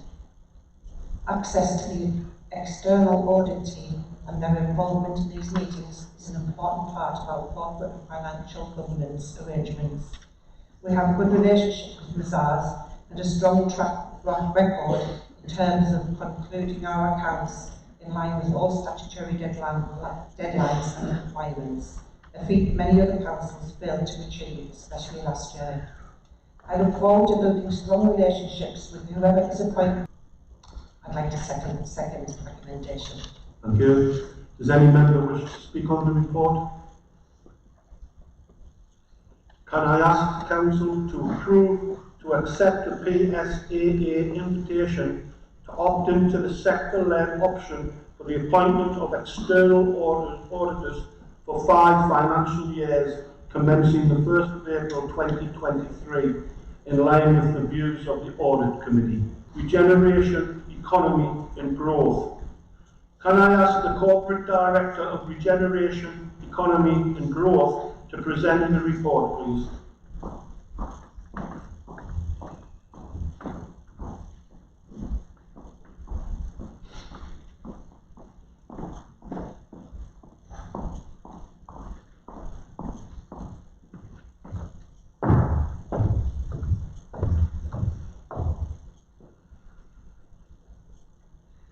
Thank you, Chair, and good afternoon, everybody. This report is to seek approval from the Council to create 2 heads of service roles within the Regeneration, Economy and Growth Directorate, which, within accordance with the Council's pay policy, requires full Council approval due to the salary of the post. The establishment of 2 heads of service roles is proposed as part of a review. The proposal includes the deletion the current Head of Development and Housing and the creation of a Head of Economic Development and a Head of Planning and Housing. The existing Tier 3 structure for the Heads of Service for this Directorate is set out in Section 10 of this report. The rationale underpinning these proposals is to ensure that we have a Directorate and a Council which has sufficient capacity and is designed to provide corporate and strategic leadership to ensure that the Council delivers on its vision and priorities for our county. Section 13 provides a highlight of the key and extensive functions, both operational, frontline and strategic across these areas, including planning, supporting homelessness, as well as delivering major investments and support programmes for skills.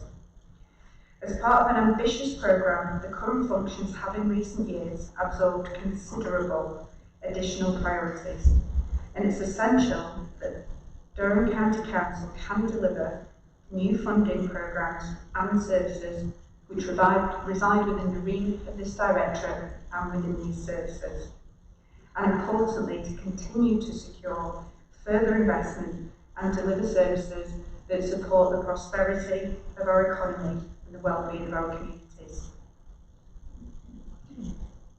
Additional pressures have arisen from the success of the Council on a number of external funding programmes, the establishment of new functions such as Council House Delivery, selective licensing, as well as considerable investments to support town centres and high streets and strategic employment sites. For example, levelling up funding, towns funding, future high streets, restoring our railways, as well as priorities such as the expansion of our site at Net Park. The new inclusive economic strategy is a priority for the county, in conversation with our communities and drive even more investment opportunities. The proposed roles have been evaluated in line with the LGA Senior Management Scheme and have been accounted for at a council head of service 2 of £105,671 per annum. The financial provision for these recommendations has been made within the 2022 and 2023 budget, and the final proposals will be subject to employee consultation. The Council has recommended to approve the recommendations set out in section 9 to approve the creation of a head of economic development and the head of planning and housing for the reasons outlined in this report. Chair, that concludes my presentation. Thank you. Can I have a mover for that report, please?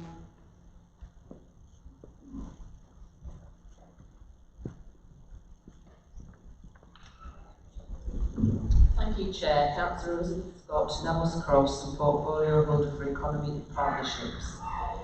This is a vital senior resource to support our residents, communities and businesses. When reviewing the need for any senior role within the Council, County Council takes care in considering the need for capacity and resource and always ensures that any additional costs are delivering a strong public benefit. Since May of last year, County Council have seen incredible success with external bids and funding, including the Levelling Up Fund, Towns Fund, a large selective licensing scheme and shortlisting for the City of Culture 2025. We've commenced our first inclusive economic strategy, including a new proposal for the redevelopment of the former DLI, and as we expect to bring to market the redevelopment of Aiken Heads later in 2022. I formally move this report and recommendations set out within it. Can I have a seconder, please, for this report?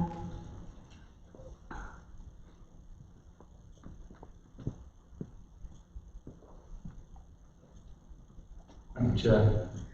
I'm pleased to support the report. It is essential that we provide resource to support the public outcomes. This year we are committed to an expanded council house build programme into more rural areas and continue to deliver exceptional and essential frontline services to support homelessness, planning and Care Connect services. We also deliver a range of business services to support the growth, including grant awards, skills programmes and advice services. We must continue to invest in these areas as we support our ambitious inclusive economic strategy, and I formally support the recommendations in the report. Thank you, Chair. Thank you. Does any member wish to speak on the report? Richard Councillor Bell.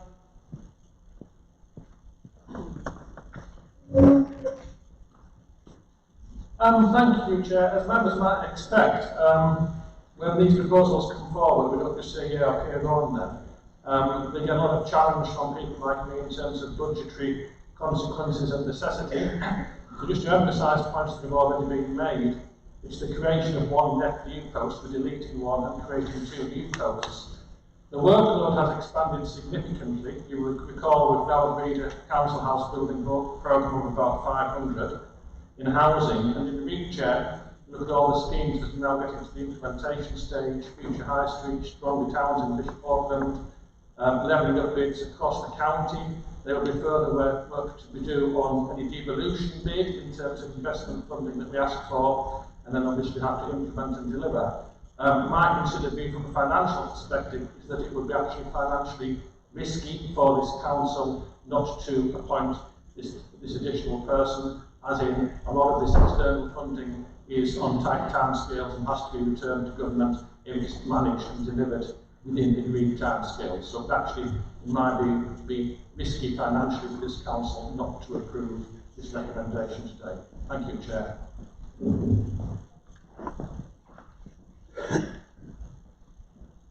Councillor Marshall.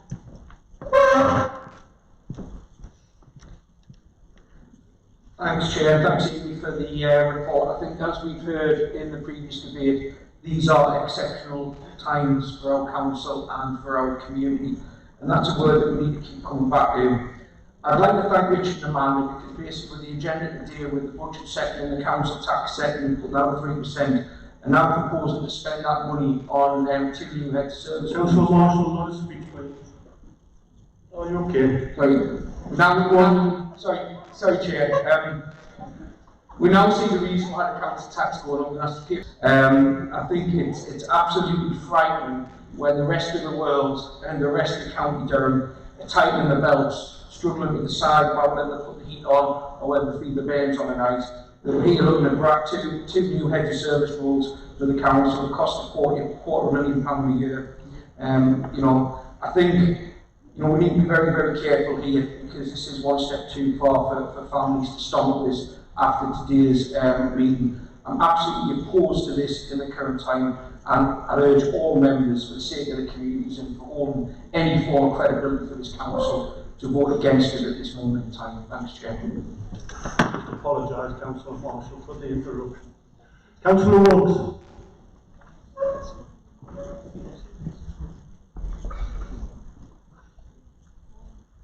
Thank you, Chair. For decades, residents in this county, and particularly in the Durham City area, have been pulling their hair out over planning issues. I, for one, am not willing to allow this to continue. One of the biggest councils in the country to not have a head of planning would be extraordinary. Perhaps the members opposite will be happy for this so they can continue block voting at planning meetings. I look forward to having an excellent head of planning, making sure planning in this county is fit for purpose and our green belt is protected, not ripped up by members opposite. Recently, we had a planning application in my patch to convert an old 2-bed miner's cottage into a 4-bed house of multiple occupation. I look forward to stronger planning department making sure that Labour politicians can't continue to force through horrendous planning applications, converting decent Point of order, Chair. into substandard Point of order. properties. Point of order. Chair, I'd just like to make the point that planning committees aren't political. Sorry, Chair, we need to be very, very careful about throwing around accusations like that in here. Because we've all been through the training of planning. We know the consequences, not just for us as individuals, but for the council of banning stuff like that around the needs. It's totally out of order, Chair. You make a good point, Carl. Stick to the script, please, Councillor Wilkes. Yes? Thank you, Chair. Wait. Councillor Paul Taylor, Planning Division. I was chair of the Eastern Central Planning Committee for several years. Can Councillor Wilkes confirm what accusations he's making against me? Because I refute it absolutely. Chair, point of order has already been raised and dealt with. The point of order has been raised and dealt with. The breach of council procedure rules or legislation, the point has been made that planning committees are apolitical and not being whipped, and Councillor Marshall has expressed the position on your behalf. The chair has accepted the point. We'll move on. Councillor Wilkes. Ask them to withdraw it. Tone it down. No, I need to formally withdraw that, Chair. Councillor Wilkes. Thank you, Chair. And actually, Councillor Taylor, you're one of the few Labour councillors who I did have regard for on planning. Stop there now, please. But I'd like to move on from planning to economic development. And Chair, Councillor. the decades. Excuse me, Councillor Wilkes. Councillor Thursday, you have a point of order.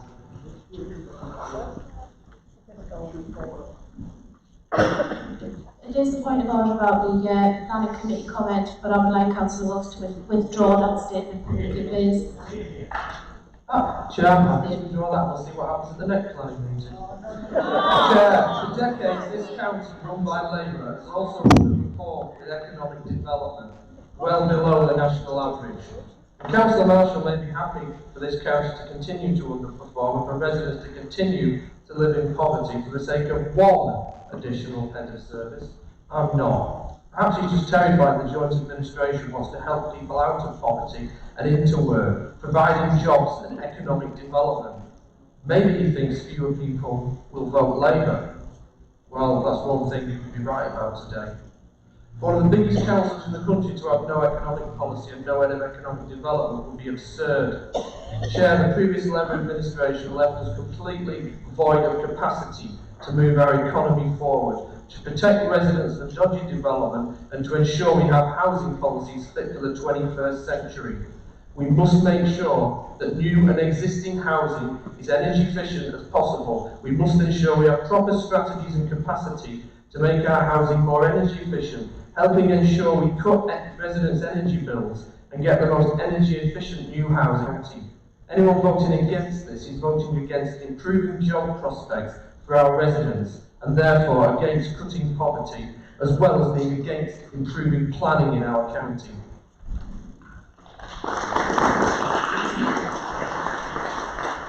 Councillor Eddie Allen, please.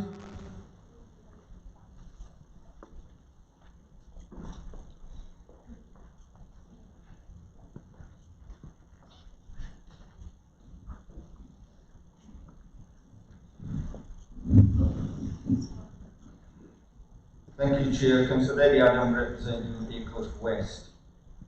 In supporting the recommendation made by my colleague, Councillor Marshall, it is right to reject the creation of these heads of service posts that have a combined salary of over £211,000.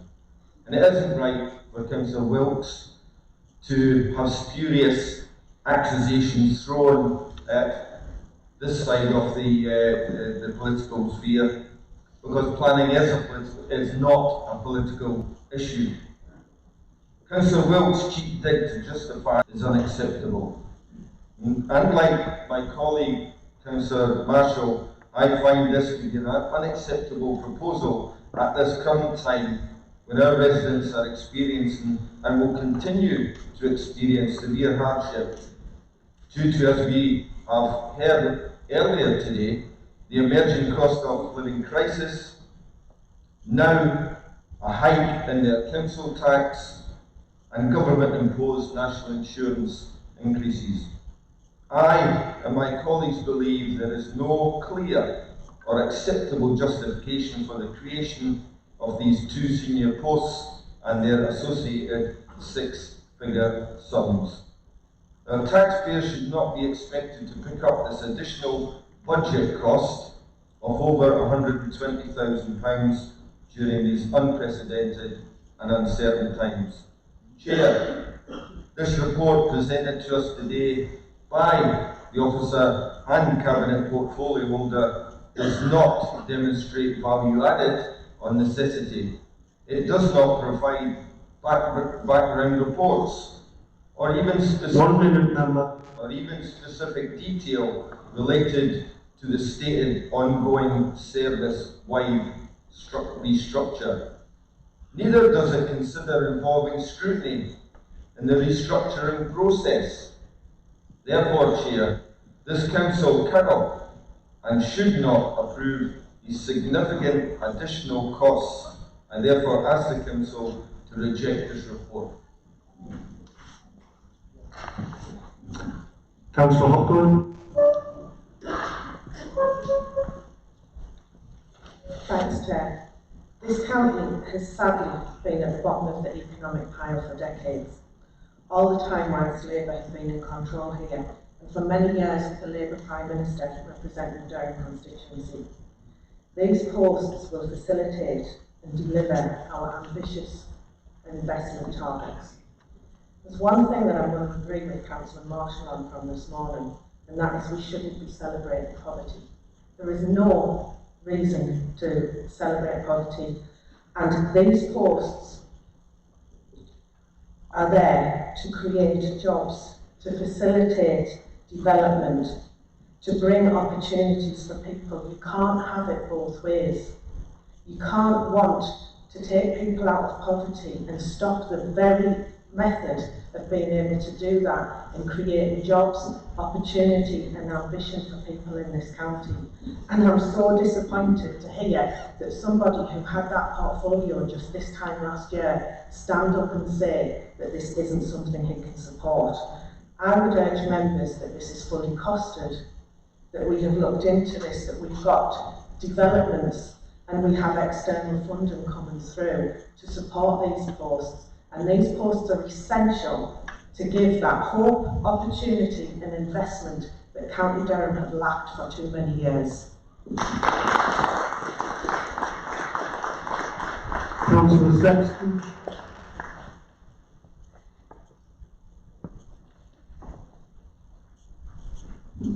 At the start of this meeting, Councillor Crute eloquently highlighted what he believed was a misleading social media post around the council tax increase. I then went on to explain, as did others, around the social care precept and what that meant and the reason why I had to do it. Councillor Marshall has just again misled you. We've said several times, and the ladies just echoed that as well. It's a deletion of a post and a creation of a new role and one additional post.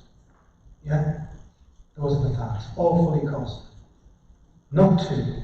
Yeah? So maybe Councillor Marshall can maybe stop the spin, maybe start challenging in real terms.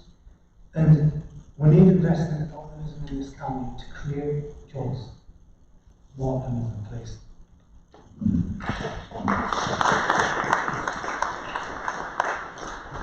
Councillor Jobin.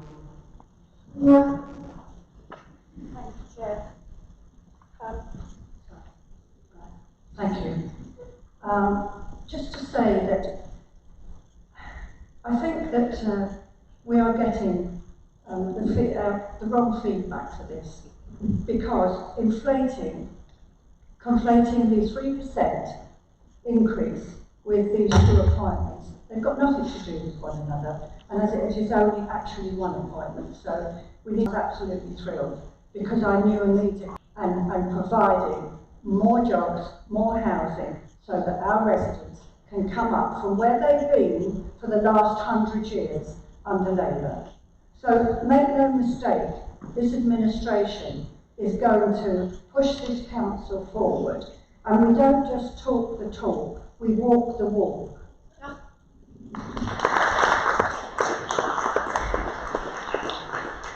Councillor Howie.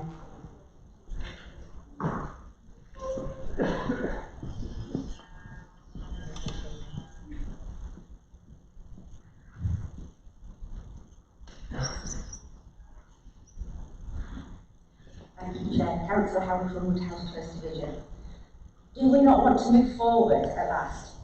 This was talking to the ones for these grants because we've had people there to put it in place, but other places didn't get the level enough grants. We need somebody to be able to do this on time and get those grants good enough to go in for people, so other parts of County Durham are progressive and they go forward and do the best that they can for the residents. If we can get more levelling up funds, we will then level up the jobs and level up education. Everything will follow suit. So let's be positive and let's go forward and bring somebody on board so that we can do the best we can for County Durham as a whole.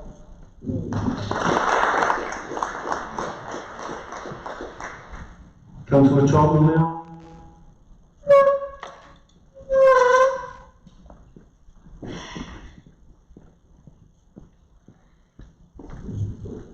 Rochelle Charlton. I would just like to draw your attention again to another wonderful Conservative leaflet that was given out. I've got loads of examples of these. This one reads, "They waste your money and keep asking for more. We will make the council look for internal savings, including how much directors and executive officers are paid." Now we know you talk the talk, but you also write it down. And every time you write it down, you keep bringing it out and exposing the fact that you're lying. Now, these are not my words, these are the Conservative words written on Conservative leaflets that were handed out to residents in County Durham. So these two things, the budget and the head of roles that were created, they are directly related. And they come down to a budget that's going to leave our residents in poverty for the rest of time. Thank you. Councillor Quinn. Councillor Quinn.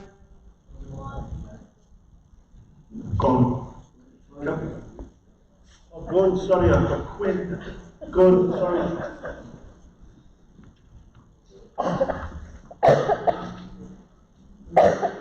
Thank you, Chair. I'll forgive you. I'd just like to say it almost takes my breath away to hear Councillor Hopgood talk about nothing happening under Labour. Councillor Hopgood has celebrated Net Park. We credit for that. And then you call out Labour in this meeting. And I find that hypocritical. Entirely hypocritical. Let's look at the other things under Labour. We've got Hitachi, we've got Amazon, we've got business parks all over this county. So do not stand up in this council and say that nothing happened under Labour. Labour brought jobs to this county over a long period of time and made this county strong. I support my colleagues, Chair, with this resolution that's going forward, but I wanted to make those points very clear. Thank you.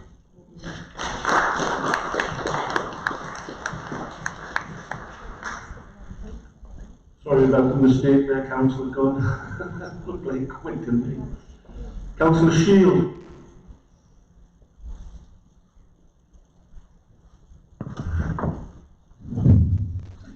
Thank you, Chair.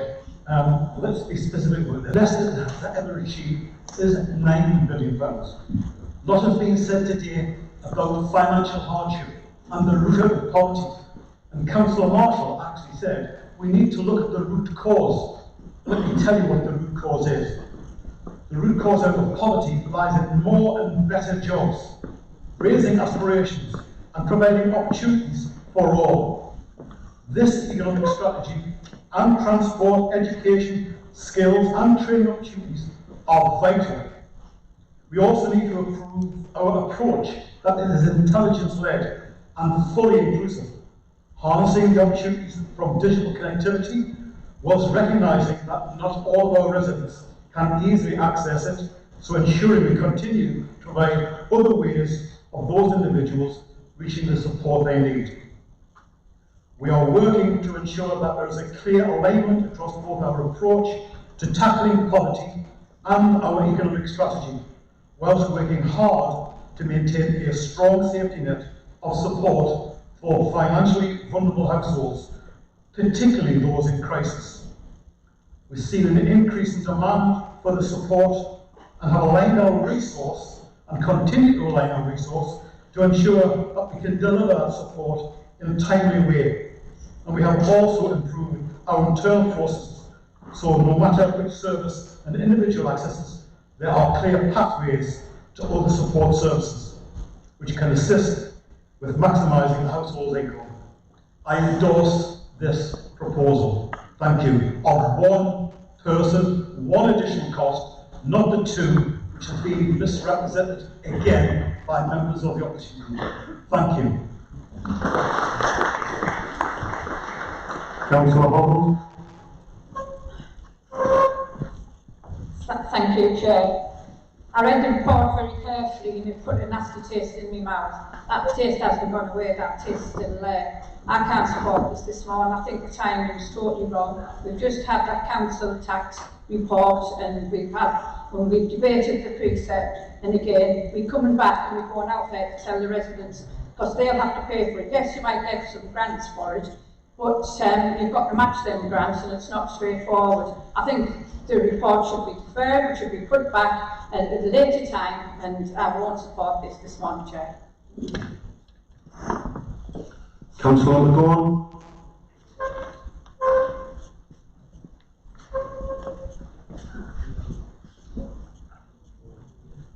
Thank you, Chair.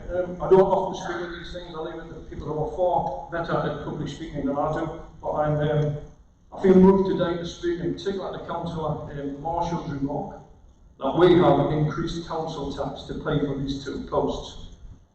A, that's factually incorrect, and B, one would have thought that Councillor Marshall, having had one of his friends being elected as a Police and Crime Commissioner and being moved over the last 9 months to increase their staff by 5 from 16 to 21, and then subsequently put up the council tax on the police precept of the council tax by 4.34%. So what I believe is paying for the staff, I find unpalatable. The second point I'd like to make is, I think we should be very, very careful about picking on people on social media or literature that goes out for the constant trolling that this half of the House receives from the Labour, as well as the factually incorrect. Some people may call them lies.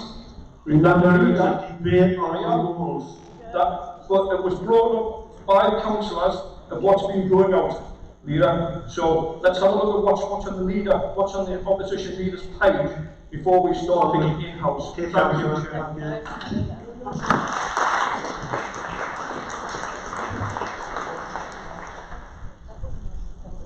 Members, come on, it's on the report, the creation of these positions, not on social media or anything else. Councillor McKeon.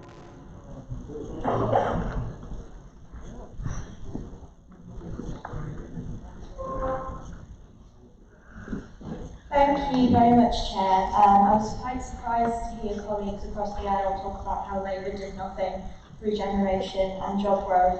That's really going to come as a surprise to the people of Boburn and Tersdale, who've had a massive Amazon warehouse built behind them, with more planning applications going in for more jobs to be created on that site. And I also wanted to pick up on opportunity and on ambition. Well, it wasn't Labour that trebled my tuition fees, and it wasn't Labour that scrapped the educational maintenance allowance either. It was another coalition of Conservatives. You're off the script, Councillor. Sorry about that. Can you keep to the script, or do you want to sit down? I'm happy to continue, Chair. Right. We About the creation of these posts. I'm getting to that, Chair, thank you. We all know that poverty in this county is only addressed by better jobs as well as more jobs. Over 70% of the families that live in poverty across the country have at least one parent in employment. What that tells us is that we've got an epidemic in this country of low pay and bad conditions. And with that backdrop and with the cost of living crisis backdrop, I think this is the wrong time to be proposing something like this. I understand the arguments that have already been made across this room, and I'd like to thank Amy and her team and all the officers for the hard work that they do. But this is quite tinny to the people in my area who work a very hard day's work and still can't afford to feed their children. Thank you. Councillor Walton.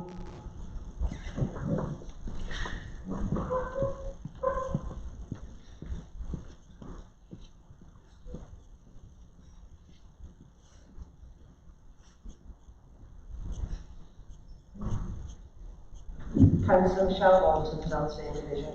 I just wanted to clarify a point, Chair, that was made by one of our colleagues about leaflets, where we had said we would be addressing the wages and salaries of senior staff. Page 271, for those who haven't actually read the report, clearly states that this head of service new role is on a lower salary than the current head of service role. I just wanted to make that very clear for any future leaflets. Thank you.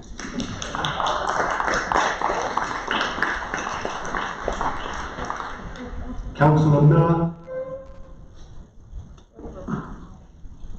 Point of order, Chair.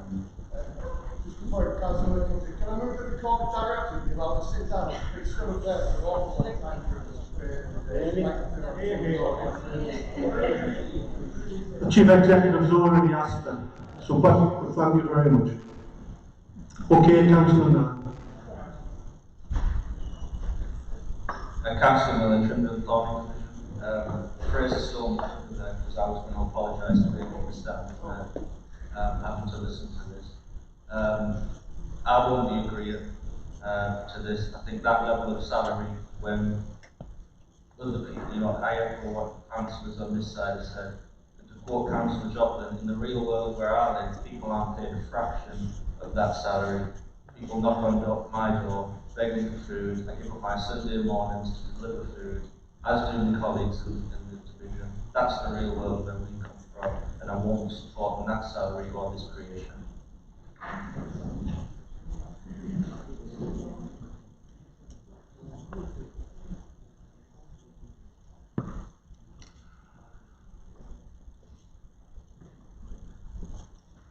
Councillor Tinsley, you were requested to speak, but you brought up the point of order. Do you still want to speak? Or? Okay.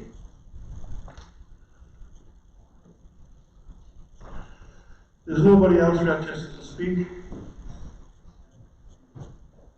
There's a hand there. Elizabeth, come. Oh, you have the right to reply, Councillor Scott.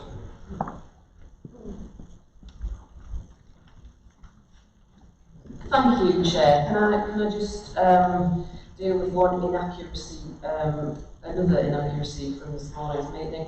Councillor Lockwood did not say that Labour did nothing. She said that we were bottom of the economic pile, and I'm afraid she's absolutely right. When I had the privilege of taking up this role, I inherited a situation where Durham County Council, one of the largest in the country, had no economic strategy, no substantive head of planning, no head of service for economic development. And yet, the previous administration, now in opposition, are happy to come here time and time again and moan and complain about government and its failings while doing nothing to elevate this county to its rightful place in the economy. These posts are about jobs, skills, realising ambition. Councillor Marshall mentioned causes of poverty needing to be addressed. Well, here's something that will actually help, because that's what we're about in this joint administration, actually getting things done. Anyone who doesn't vote for these posts is giving a clear, direct message to residents and businesses that they're happy to do nothing but keep on complaining. For everyone else, let's vote in favour and crack on with the work that we know needs to be done.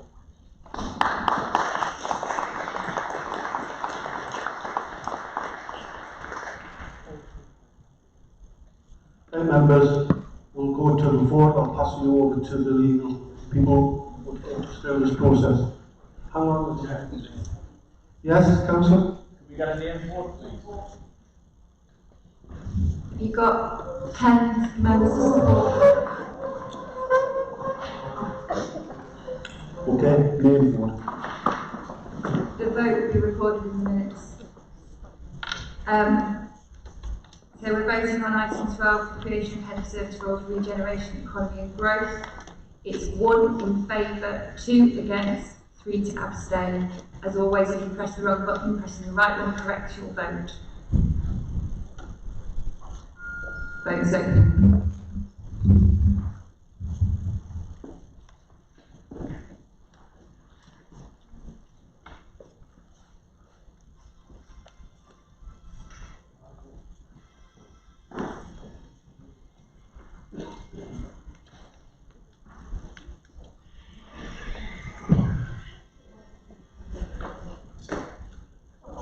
Mobile phones, members, please.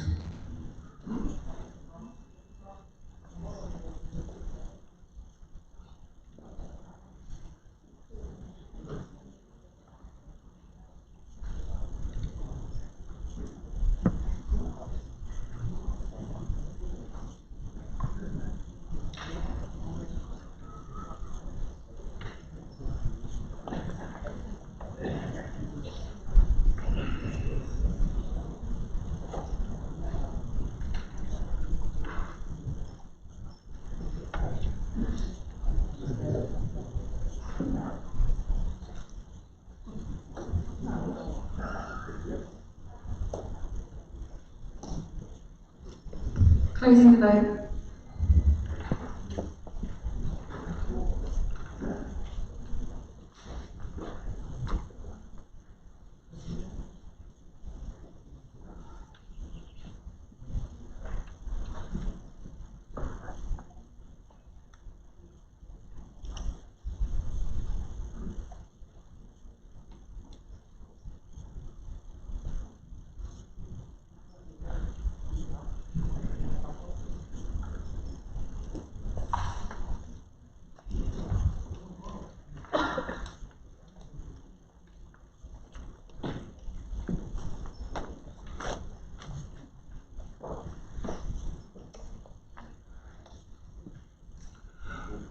Members, for 61, against 48, with one abstention. Recommendation is approved. That brings us to item 13, members. Questions from members. No questions have been submitted for today's meeting. That concludes today's business.